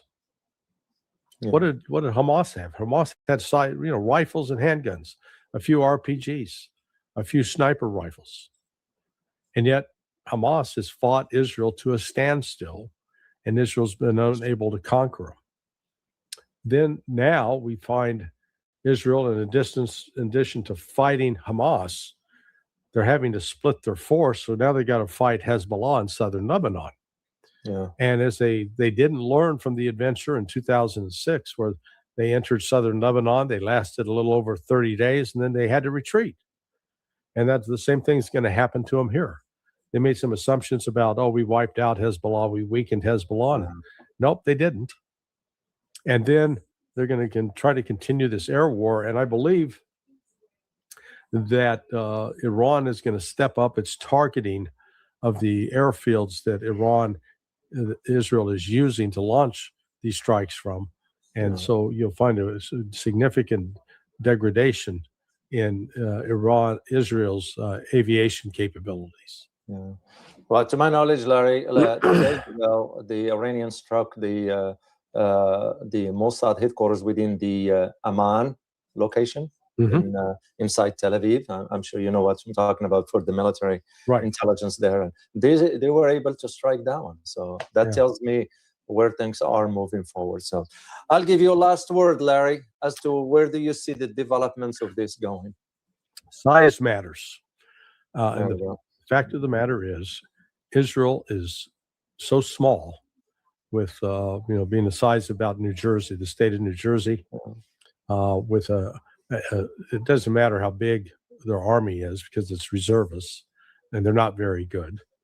But All Iran has to do is basically focus all of its missiles on two cities, Tel Aviv and Haifa, and just basically destroy them, which they can.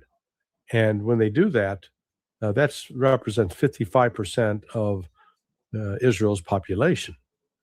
And let's say during that same time, Iran is focusing on Tel Aviv. Well, you take out Tehran.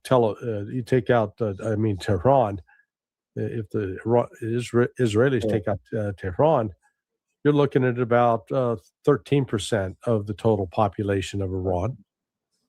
So they still got 87% operating. Yeah.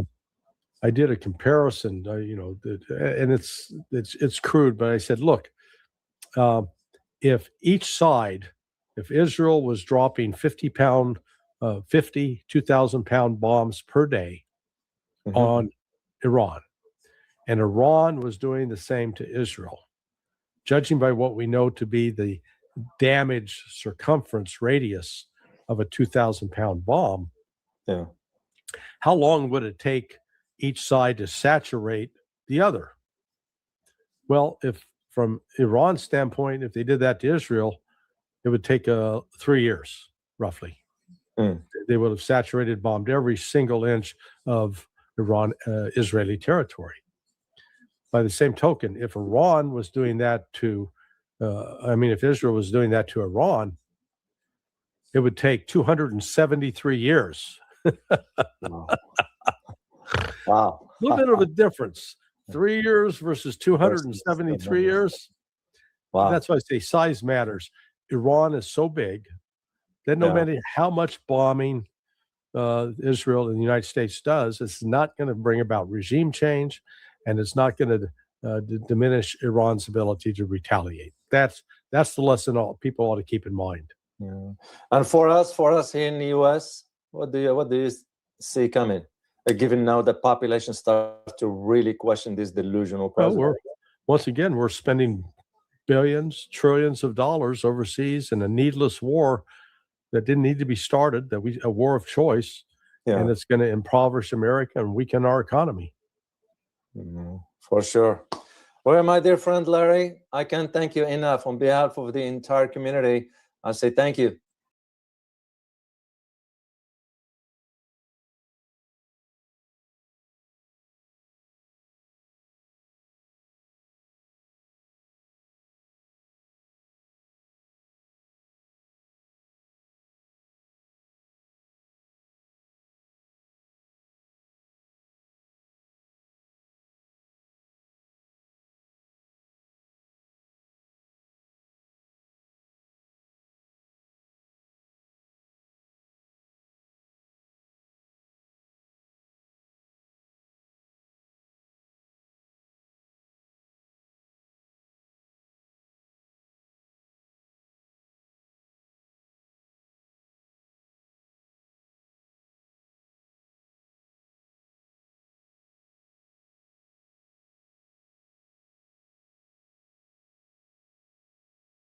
The Iranian side is all but defeated, and we are pretty much in a good situation right now. All this is on day 17 of war, which shows no end in sight.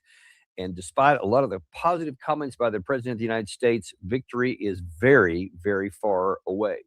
Well, let's start off, first of all, with what he said on Air Force One last night, because it shows his mentality and what he thinks the problem set is and how difficult this is going to be, or conversely, how easy. We're talking to countries about policing the straits.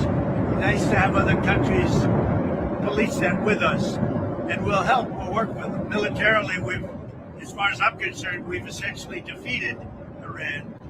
I guess they can have a little bit of fight back, but not much.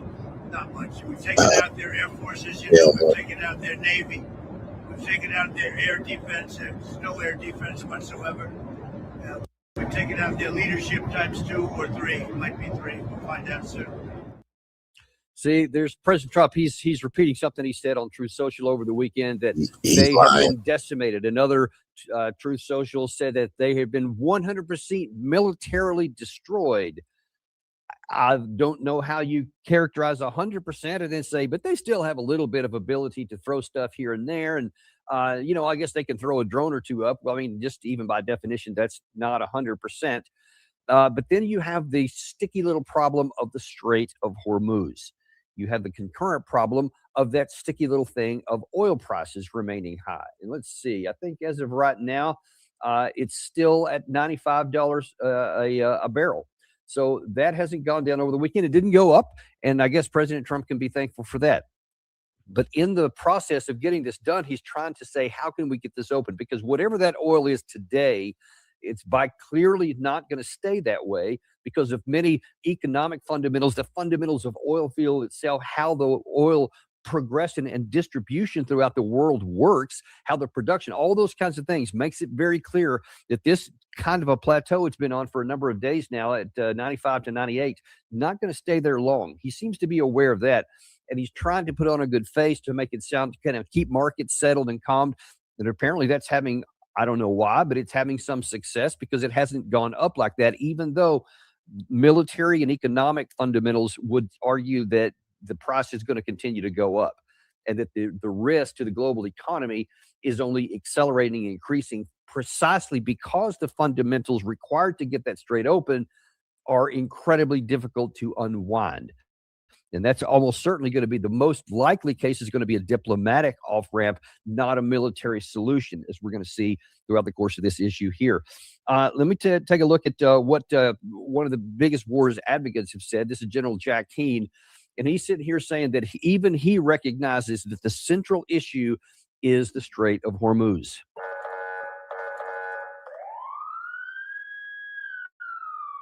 To free up shipping to move through the Straits of Hormuz and be escorted by Navy vessels. That is our main effort, and believe me, we are not stopping that main effort. The Straits of Hormuz eventually will be a problem that will be solved, but not immediately. On Carg Island, I think everybody has been educated now, is a major strategic asset of the Iranians because 90% of their oil flows through that distribution point.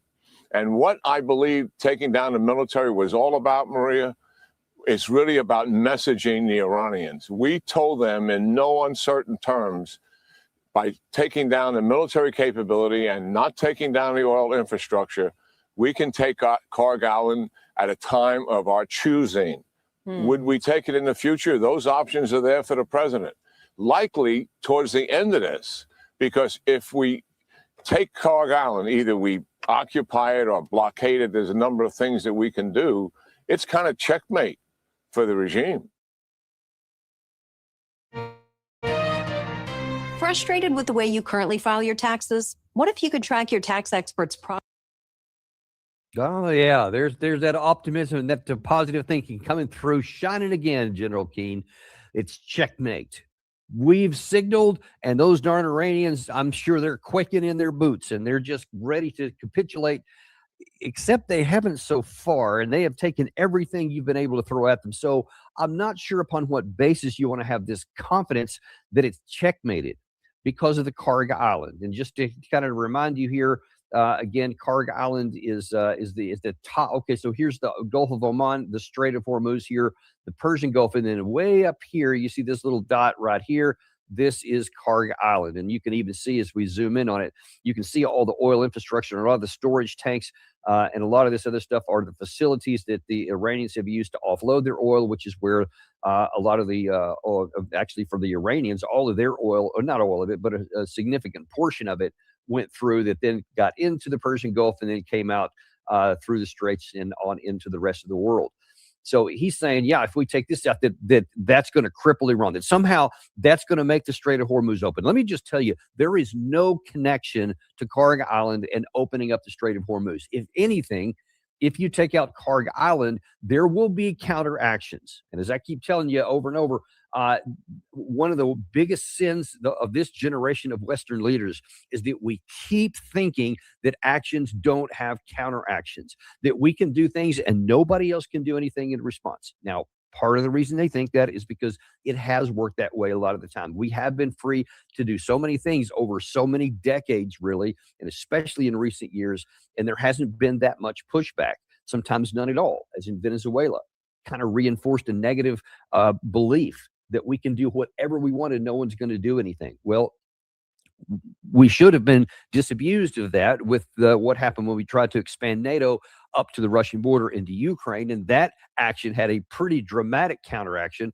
But unfortunately, the Russians have been quite slow at what they've been doing there. Yes, they're exacting an exceptional price on the Ukrainian people and on our inventories of military capabilities, us and all of Europe and their economies too. But it's been kind of a slow strangulation, something you don't see real fast. So we haven't really been cognizant of that price, and it kind of leaves us free to keep pretending otherwise. And boys, there are a lot of that.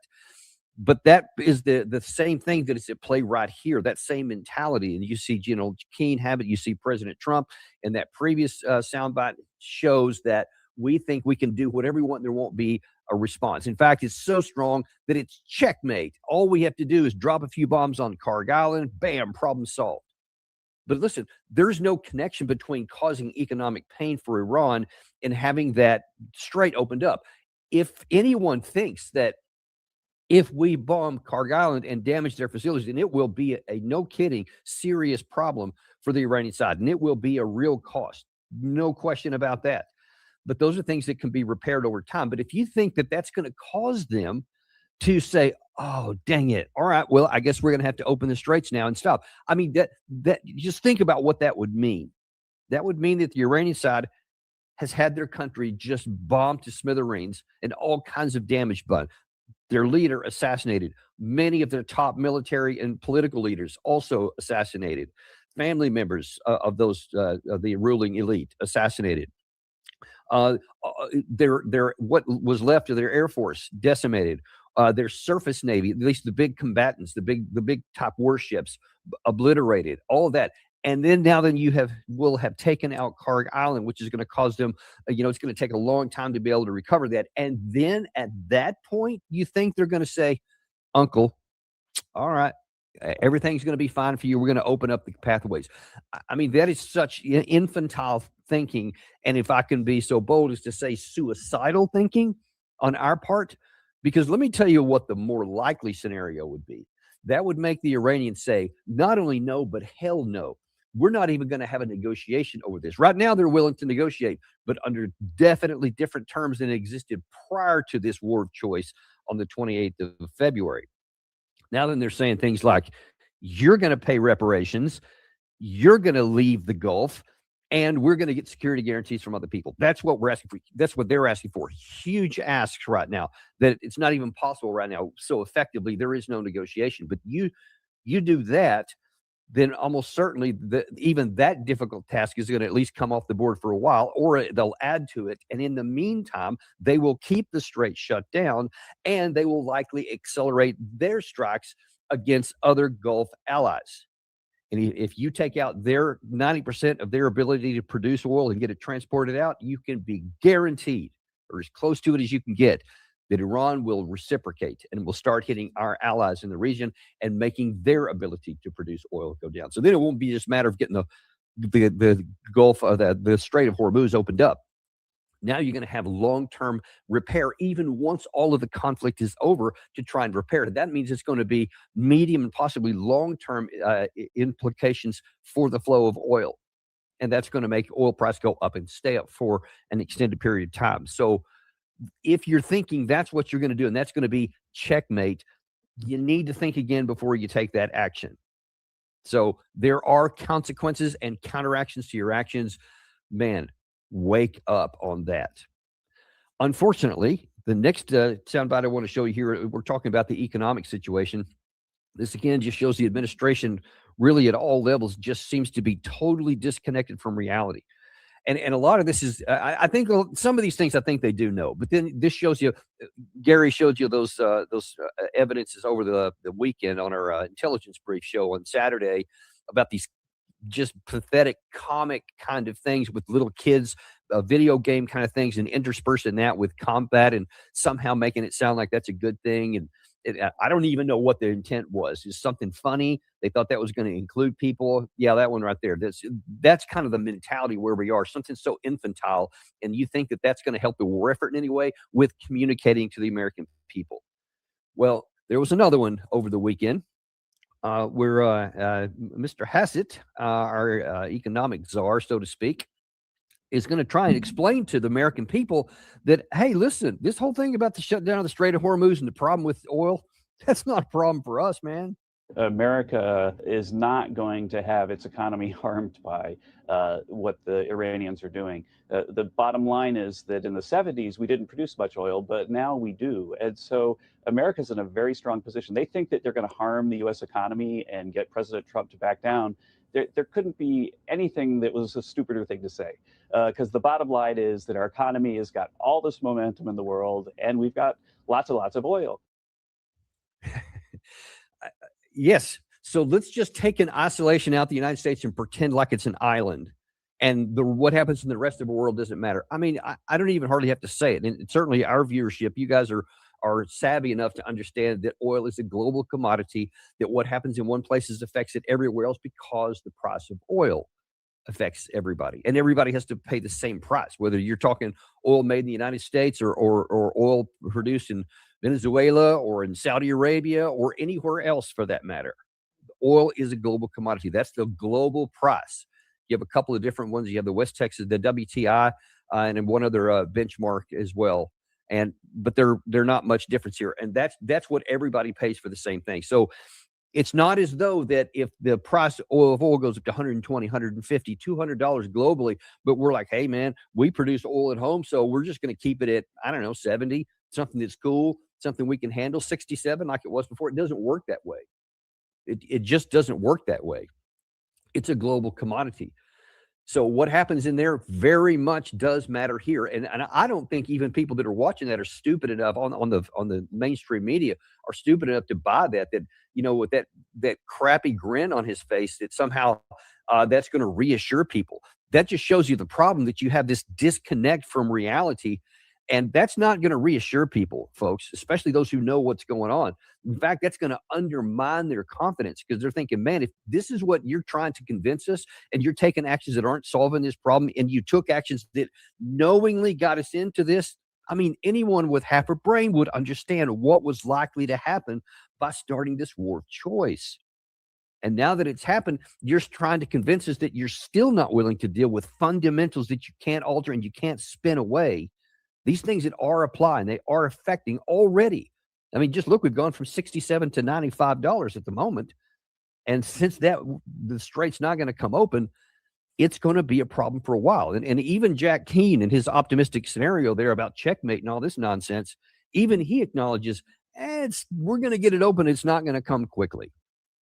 Let's take a look now in the bulk of this episode here, and let me explain to you why this is such a difficult position, and why, because of our actions here, that the conditions are now switching from the advantage being on our side militarily to the disadvantage on our side. And it's, again, very practical and understandable. When this war started, evidence suggests that we thought that we gambled everything on the hope that maybe we would have a zero-sum kind of a decapitation strike, that it would be over maybe on the first day, like with the Venezuelan thing. We had this one big operation. The whole thing was over right then. It didn't even get into a war. It didn't even get into a battle. It was just a big made-for-TV kind of deal with lots of explosions and cool helicopters and whatever. A couple hours in, special forces killed a bunch of Cubans and I don't know, 40 or 80 total people, including the Venezuelans. No problem. Got them out because we don't care about their lives anyway. Out, big victory, 2 thumbs up from President Trump. That's kind of thing I think that he was hoping for. He was hoping that this big show of force with these 2 aircraft carrier strike groups, the scores of other kinds of weapons, hundreds actually, of fighter jets and other tankers and everything else that was brought in, heavy bombers, all of this would be enough to scare Iran into submission. I think that's what everything was gambled on. Now, I can argue that shouldn't have happened. We did prior to this. We told you why that's almost certainly not going to happen. But that would seem to be the hope. Well, now then that has been dashed, we saw that that's not the case. And as President, kind of wish.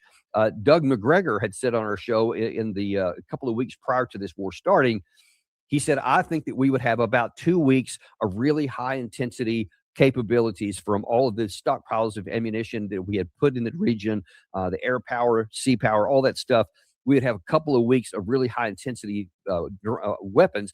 And then after that, if we don't get resolution, the volume of fire is going to have to start going down because we don't have it. All the things you had stockpiled in there are going to be used. And I've seen, many thousands of strikes already that we've gone in and hit the Iranian side with. They've weathered them. Now that's starting to be a real problem because you can't, if you haven't been able to bomb them into submission now and you've used the biggest portion of your highest intensity, highest concentration of fire now then just by necessity, whether you want to or not, you're going to have to start reducing that. We've seen already from reports that our aircraft carriers have moved further back wisely. But that also means that now then you have to, for whatever sorties you want to keep flying with ammunition stockpiles that we do have more of. I think what General Kane called the stand-in weapons, JDAMs and several other kinds of categories of air-launched missiles, you're going to have to fly further in. So that means because the aircraft carriers are further back, now then those carrier-based assets are going to have to fly further, which means you're going to put more wear and tear on those aircraft, more hours in the air. You're going to have more tankers to give them refueling because now then the range has been extended. So they have to fly even further, use more gas. And you see, and then even whatever bombs you have, they still have to be replaced. Somehow, whatever stockpiles are on those aircraft carriers is going to have to be replaced. And so that's going to cause some difficulties because some things you can do, you can reload at sea. Some things you can't. Some categories you can't. Some of these categories of some of these ships are going to have to go somewhere else and leave the area of operations to other safe bases in the distant rear to bring back into. So all of that is mean that out of necessity, whether anyone wants to or not, the volume of fire that we've had is going to have to start diminishing. Now, consider the ramifications of that. If the heaviest bombardment you had was not able to bring them to submission, then how is a lesser quantity of that going forward? Because now then mentally, whatever that shock and awe may have been at the first has worn off. And now they're going, okay, we've weathered this and we're going to continue to. The pain is going to keep coming because every bomb that drops is going to blow up something, probably going to kill somebody. There's no doubt. But it's a country of 90 million people, folks. So you just don't have that many bombs in all of your inventory to literally bomb them into the Stone Age. You just don't have it. And so that is not going to cause them to fall. Now, in addition to our lowering the lesser volume of bombs that we can drop, bombs and missiles, there's also on the Iranian side that they are now focused on, they have two main jobs. That's about all they have to do. To be able to win this strategically, there's two things they've got to do. Number one is they have to remain politically solvent, meaning their government has to continue to exist. They need to have some control over their population, and the people have to be able to be following them. So that is one potential vulnerability, and that seems to be where we're putting now all of our eggs. If we put it at first at a decapitation strike was going to get them, and that didn't work. Now we've got to hope that we'll just weaken their control enough, and somehow that's going to cause the government to fall. But even that, it would be a monumentally difficult task, using enormous amounts of ammunition and weapons and everything else, drones, all kinds of stuff that we can bring to bear. Because that also requires that the people themselves be willing to take advantage of your destruction of their country and somehow think that they're going to rise up on your behalf so that you can succeed. I mean, even people who hate their government and want it to be overthrown, and there's lots of them in Iran. There have been for decades, no question about that. But just think about the logic of that. Would any of us in our country there's obviously great antipathy between the right and the left, depending on who's in power at any moment, and the opposition party, hatred. I've been telling you about this for a long time. That's why I do that periodic series, The Next Civil War in America. So there's some really strong antipathy for the opposition party, who, however defined in our country. I cannot think of any scenario at all, ever under any circumstances, that one or the other party, red or blue America, is going to go, hey, you know what would be cool is if Russia came in on our side and bombed the existing government so that we can come in and take over. That'd be cool, man. or China. No one is going to do that. In fact, it's like, hey, we can have our internal family squabbles, but dude, you come out here, you're against all of us. That's how we are. That's how we have been. That's how nearly any country is. So if you're putting your all the rest of your eggs in that basket because the first one failed, then you're likely to fail here too. And all you're going to do is push them more strongly and firmly and interlocked into one kind of solitary foundation that they will endure anything. I'm going to show you in a minute why that has happened in the past exactly that way. But let's take a look at the second thing. That's one thing. You have to, the eggs are, let's try and cause the government to fall and the people to rise up. Not likely, but that's one at least theoretic possibility. The other thing that the Iranian side has to do is keep that strait closed. And listen, there's lots of analysis out there. I'll just show you one of them here. What a lot of people are calling this the kill box because of how difficult this is going to be. This is in Fortune magazine. The Strait of Hormuz is an Iranian kill box preventing the U.S. Navy from securing it right now and letting tankers pass through freely. And then it goes through and has lots of details about why militarily it's that difficult. But those are some of the things that we've talked to a lot. Some of the issues specifically. Wow, I just posted my job, and ZipRecruiter is on it. It finds active, qualified candidates with the exact skills I'm looking for. I can't believe how I used to do it before. Carl, none of these candidates are qualified. Wrong skills, wrong experience. I don't know where to put this person. This guy was a cat influencer. Now, I'm getting people who are the best fit for my roles. ZipRecruiter, rated the #1 hiring site. Try it free at ziprecruiter.com/YouTube. Are that there is this, we have to have a sustained rate of fire, number one, to continue to beat that. But then what Iran has to actually keep that thing closed. Let's take a look at the assets they have. They have to have, and they do have lots of drone boats. So, Trump claimed in that, I think that opening scene there, we've destroyed their Navy. Well, you destroyed their big surface combatants, but what we haven't even touched is their small speedboats, things that are very lethal because they have anti-ship missiles on them. They have the ability to lay mines. And then you have these drone boats, much like the Ukrainians used to cause so much damage to the Russian Black Sea fleet that forced them out of Sevastopol and moving further out. The Iranian side is doing similar things to the shipping in the Gulf. So already we've seen some horrific explosions in the Gulf where these drone boats have been used to go up there and blow up oil tankers. Those are just a handful. And there's, let's see, Gary, if you could put that full screen up there that shows the underwater assets. These are some of the other things that they have that the Iranian side has shown. And so we have those boats that are out. Now, those were obviously before the war started, but these are some of the other ones. They are stocked with naval drones. Those are the things you're seeing there. Those are actually drone boats. Those are not even the speed boats. Anti-ship missiles and sea mines. Those are some of the ones. And then you can add to that what the Iranians call underwater missiles, which is basically a modernized torpedo that has the ability to maneuver and to traverse the water at very, very high rates of speed. Making it incredibly difficult for any ship that's fired against. Very, very difficult to defend. We're not even aware of any attempt in real life to where any defenses of any of our ships have ever had to face such a threat. So we may have theoretical defenses, but who knows if they're going to work? That's never been tried. And based on what our Navy is doing right now of staying so far away, they don't want to try because they have a healthy fear of that kind of an attack. There's also a number of small submarines that the Iranians have. Of course, each one has the ability. Russia had to move a lot of its fleet far away from the Black Sea because of those unmanned naval attack drones that Ukraine was using. The U.S. is not ready for that type of warfare. You got to go through it.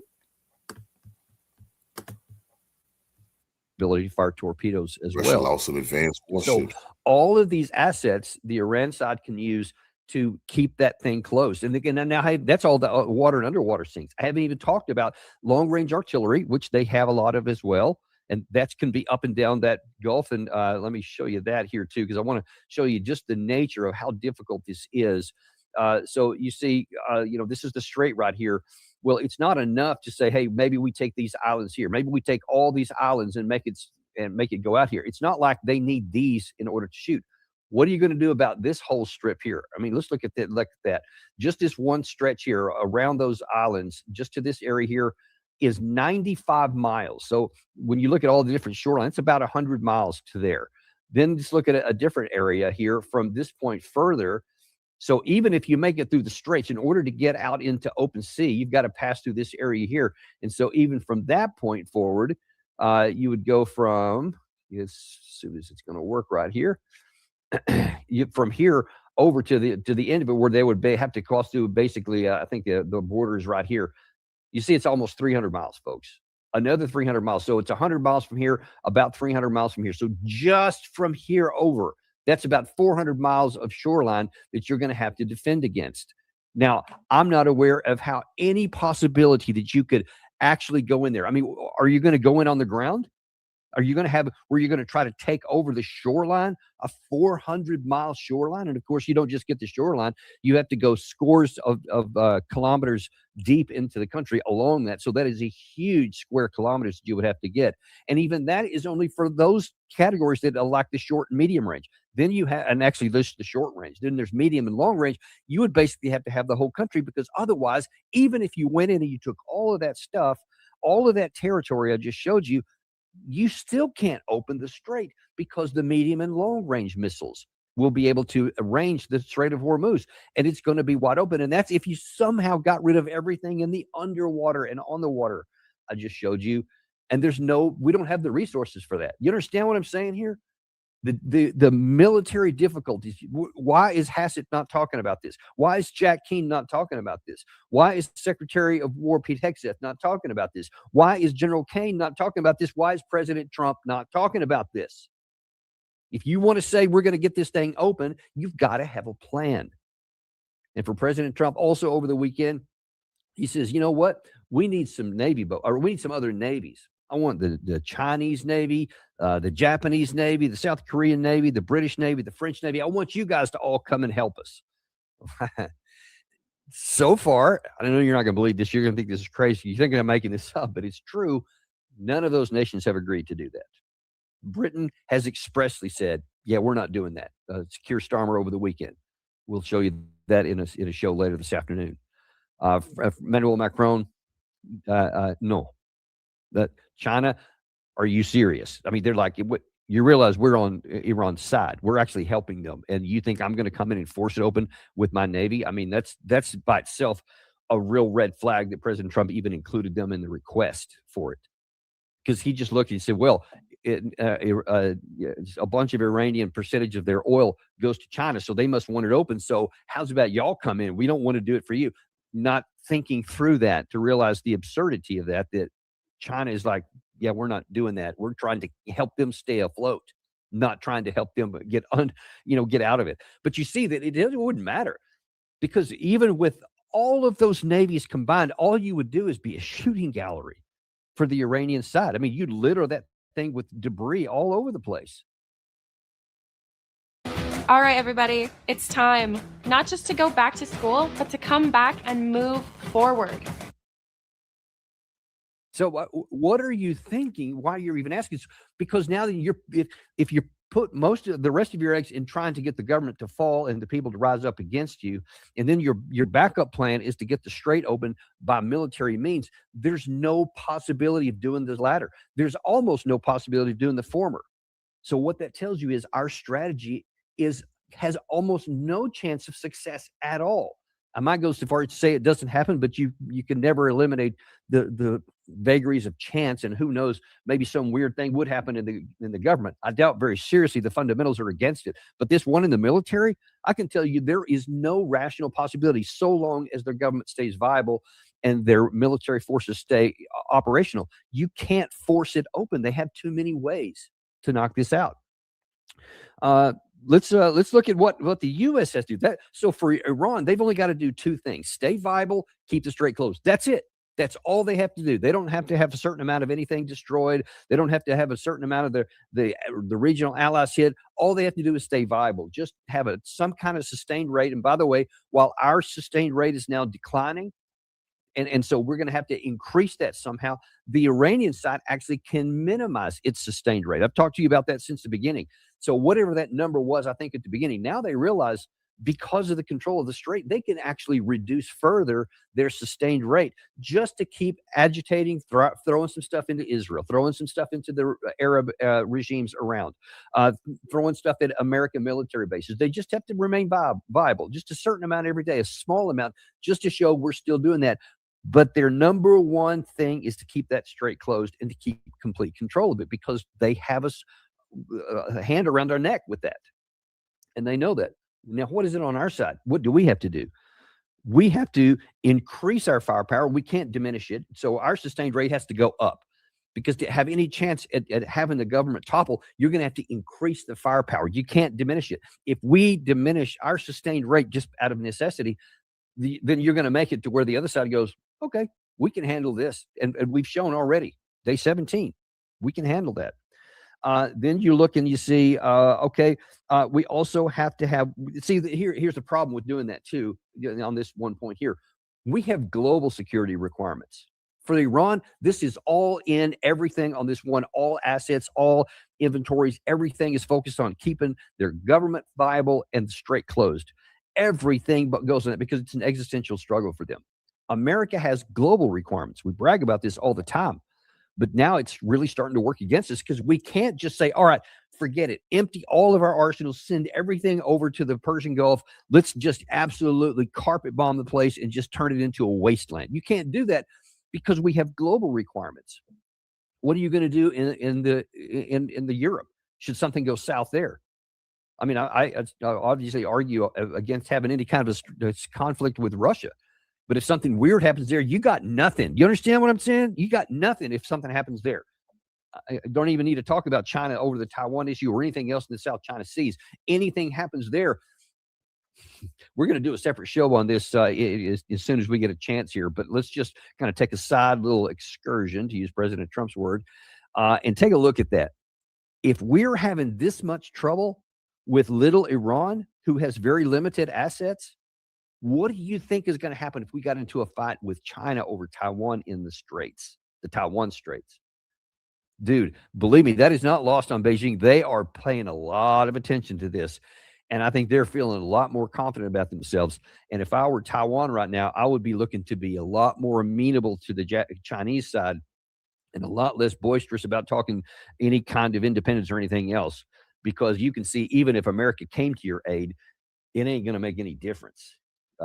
More on that another time here, but that's part of our problem, that we have all of these global requirements. But let's just say, for the sake of argument, that President Trump said, you know what, throw caution to the wind, don't care, we'll figure all the rest of that stuff out later, we'll make new bombs later in the future, but everything on board, let's go in and just bomb Iran to smithereens and bring them to their knees. Now, you know that comparatively, North Korea is a lot smaller than the country of Iran. I don't know for sure how much smaller, but I would guess 15, 20 times, maybe even more, just geographically smaller. Well, in the U.S.-Korean War, 1950, 1953, we, of course, as you know, ended that on an armistice. The war was never officially came to an end, but we spent about a year trying to negotiate an armistice. In that time, especially toward the end, we decided to have this strategy where we would literally bomb them into the Stone Age. And every city and every village over a certain size in the entirety of North Korea was bombed. And you can see this here talking about what happened in North Korea. We burned down every town in North Korea. That's what I think the chairman of the Air Force Chief of Staff said at the time, Curtis LeMay. And according to this historical rendering of what happened, a total of 32,357 tons of napalm were used on Korea. About double that dropped on Japan in World War II. More bombs were dropped on Korea than in the entirety of the Pacific theater during World War II. 635,000 tons versus 503,000 tons. Pyongyang, a city of 500,000 people before 1950, was said to have had only 2 buildings left intact. Do you understand what that? Let that sink in. Now, unless you're going to say that the Iranian people are not as good as the North Korean people, and that you know how poor they were before and how their government survived during that, all the North Korean government had to do was survive. Yes, they had the Chinese side was on there. There was an ally. But if the country of North Korea doesn't survive, it doesn't matter what China wants to do. And we tried to make sure that that's exactly what we tried to do during these armistice negotiations. We were trying to bomb them literally to death, and it didn't work. We almost did wipe out the entire capital city, just a couple of buildings left. Remember also what I've told you prior to this. Look at the Gaza Strip. The Israeli side turned it into a moonscape. I've told you, it looks a lot like the Nagasaki, Hiroshima, after a nuclear bomb drop. Almost no buildings left standing. But I told you, Palestinian people are still resisting. Hamas itself was never destroyed. They're still in power in this day. The Israeli side was never been able to get them out. With all that, that's what happened in Korea.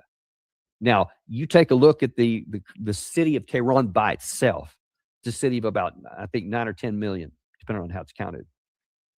You look at the bombs that are dropping on them right now, it's just a pittance. I mean, you see a lot of destruction in the city, but you see the vast majority standing. I saw just last night some images of some bombs that were falling on Tehran, lots of fire going in. We showed you last weekend, these apocalyptic images they were talking about with this fire rolling everywhere. And yet this life continue on. There's cars driving around, people going to work, going to the shops, etc. Life is continuing on even around the destruction. That's not a fraction of what Gaza looks like, not a fraction of what Pyongyang looked like in 1953. So to even get to that level of destruction, we would need so many more weapons and bombs than we even have on our inventory. It's not even theoretically possible. We don't have that many, and it still wouldn't work. And that's one city in a country of 90 million. Do you understand what I'm saying here? Are you starting to understand the near impossibility of the task that we've set before ourselves? Now, the other thing people may say is, okay, I got it. We can't bomb them into submission, but you know what? Ground troops, I didn't want to do it. We didn't want to go down that path, but I think that that's what it's going to require now. President Trump is definitely thinking about this. It's already been leaked in some of the media that that's on the table for consideration. Now, there was a YouTube channel led by a former special forces guy. It's called Valhalla. He had a video put out over the weekend that showed a little bit of the difficulty of this invasion. If you think, or if you believe correctly, what I've just told you, we can't bomb them into submission. Let me show you why we also can't invade them into submission. The topographical map, as you'll see here, yes, Iran, the entire country for the most part is surrounded by massive mountain ranges. You see these white peaks. The elevation here is so high that most likely we won't even be able to get helicopters to fly over it, much like it is in northern Afghanistan out here. And what you'll see is so much different than Iraq. You see all this green. This is sea level. And we'll talk about how we were able to invade Iraq here in a second. But again, really the only easy way into this country, especially if you're trying to get up here to Tehran, is in through the east side of the country, right here through this massive valley, which connects to Herat here in Afghanistan. All right, and just a really good topographical picture that'll show you the difference. Obviously, Iran looking much different than its neighbors to the south in Saudi Arabia and Iraq. The massive mountain ranges all the way around the country, whereas you just have big swaths of open desert and green zones, and again, all at sea level that you can just drive right up in. So what does that mean? Well, invading Iran is going to be an absolute nightmare. And I would go so far as to say impossible. And I got a freeze frame on that video he was showing here because I want to show you something here. Even the idea that we could go up in here, because there is some terrain you can drive up into here to get up to Tehran to try to have a military victory. Even if you said we still have Afghanistan today and we never left, so the Bagram Air Base and the Herat Air Base, which I went to at one point during my time in there, it's nice and flat around that territory. We could land there. We could, airlift a whole army in there. That would be an incredible, difficult task by itself. And then the logistics that would go along with that. I won't bore you with all those details other than to say it would be enormously difficult, but at least theoretically possible. But then you want to say, yeah, and then we're going to go through the one mountain pass area where you can go into the plains to try and get up to Tehran. You see that there's mountains on the north and on the north and on the south. And then there's just this gauntlet here. You would never make it up there because, believe me, Iran is well aware of this, the threat here. They have somewhere over 1 million people on their active and reserve forces they could call up at any time, which they certainly would do in the event of a ground invasion. and they have more than enough ammunition and weapons here. You would never make it through that. And then even more so, there's no way you can, that previous vision or image of the topographical map he showed really put it into relief, because I think it was like a satellite imagery. But even the map here, you see the near impossibility of going through it. And that the reason I like this map is because it shows you the Iraqi side. When I came in Desert Storm, we went up through this area right here. So we came in to set, we landed in the Jabal right here. We went across the Saudi desert. We did some training here, and then we crossed the border just to the left of Kuwait, went up in this big right hook, and came in and hit the Republican Guard in the north here.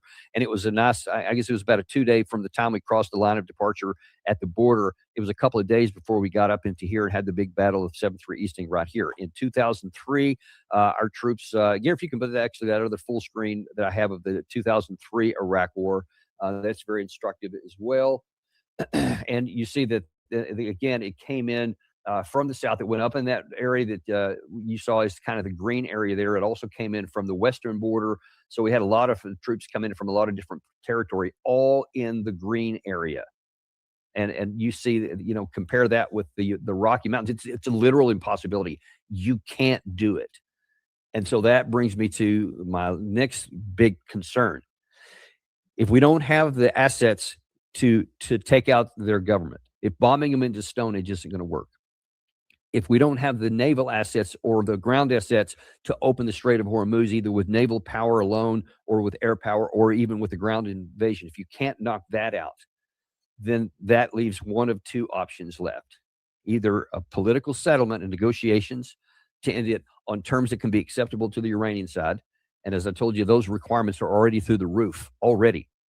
Maybe you can talk them down a little bit from some of that. I don't know. I hope so. But we've gotten ourselves into position right now. Understand this, crystal clear here. There is no good outcome at this point. There is no viable off-ramp. President Trump can't do like he's done his whole career and, quote, taco chicken out or whatever. That's not an option anymore. He doesn't get to do that. There has to be some sort of chosen way out. You're either going to have to negotiate something you hate, or that you'll just continue fighting a war that you can't win until you exhaust us and to put the rest of our assets and our entire national security at risk everywhere else in the world. Or you can do what I fear the most, is that you can look for an easy way out. And you can say, okay, I can't invade the place. I can't use the Navy to open the strait. I can't bomb their government into submission. Then the one thing I got that can't stop is a nuclear weapon. And if you think that the logic isn't there for that, that already exists. Gary, if you could put that other full screen up. This is what the logic that we used to end World War II in the Pacific when we took the dropped the bombs on Nagasaki and Hiroshima. And this is according to the logic that was used in a historical account, according to the Truman and others in his administration. The use of the atomic bomb was intended to cut the war in the Pacific short, avoiding a U.S. invasion of Japan and saving what was considered to be at the time hundreds of thousands of American lives. We estimated that if we should try to be forced to carry out this plan, its conclusion, the major fighting would not end until the latter part of 1946 at the earliest, Stimson wrote. I was informed that such operations might be expected to cost over 1 million casualties to the American forces alone. And so the president said, you know what? We'll just use a nuke. Now, if an American president has done that in the past against a country that didn't have nuclear weapons, you're fooling yourself if you don't think this current president will also be very tempted to come to that same calculation. Because I just showed you what would it take. If you brought the Navy in, you're going to be sending them to the bottom of the Persian Gulf. If you bring in the Army, you're going to, number one, have to find 500,000 people at best. And I just don't know how you get them there anyway. You're not going to come in through Afghanistan. The only thing you can do is come in that whole mountainous range. And you see, it's not a mountain range. It's a whole series of mountain ranges. It's a virtual impossibility. You simply can't move across it. So if that's the case, and to even attempt so would cause hundreds of thousands of American casualties, no president would ever survive that. Then you see President Trump would have to choose between, I'm going to submit diplomatically, or I'm going to escalate with nuclear weapons. That is the danger that we're in right now. So right now, everybody's focused on just what's happening with the Strait of Hormuz and on today's price of oil. But we're looking at a little bit deeper, because I'm looking at the ramifications and the fundamentals that exist to all of the pathway he wants to get it open. And I just don't see a solution. So this is either going to be really ugly for the United States, or it's going to be catastrophic for all of mankind. Because I'm telling you, once that nuclear weapons taboo has been crossed, that I can't even predict what might happen on the other side of that. But it would be bad. It would be really, really bad. And how would Russia react? How would China react? How would Pakistan react? How would Turkey react? Saudi Arabia? You see that there could be a race to the bomb all over the place as everybody realizes the only thing that they can do that's going to keep them safe from being invaded themselves is going to be a nuclear weapons for those that don't have it. And those that already do may say this administration is just out of control. And they can't guarantee anything. Now then they may be threatened, and they may feel that they may also have to escalate. I'm sure President Trump would have to go to, or would initially go to a tactical nuclear weapon and probably do like the U.S. did there, was to fire the first one and then say there's more where that came from if you don't submit.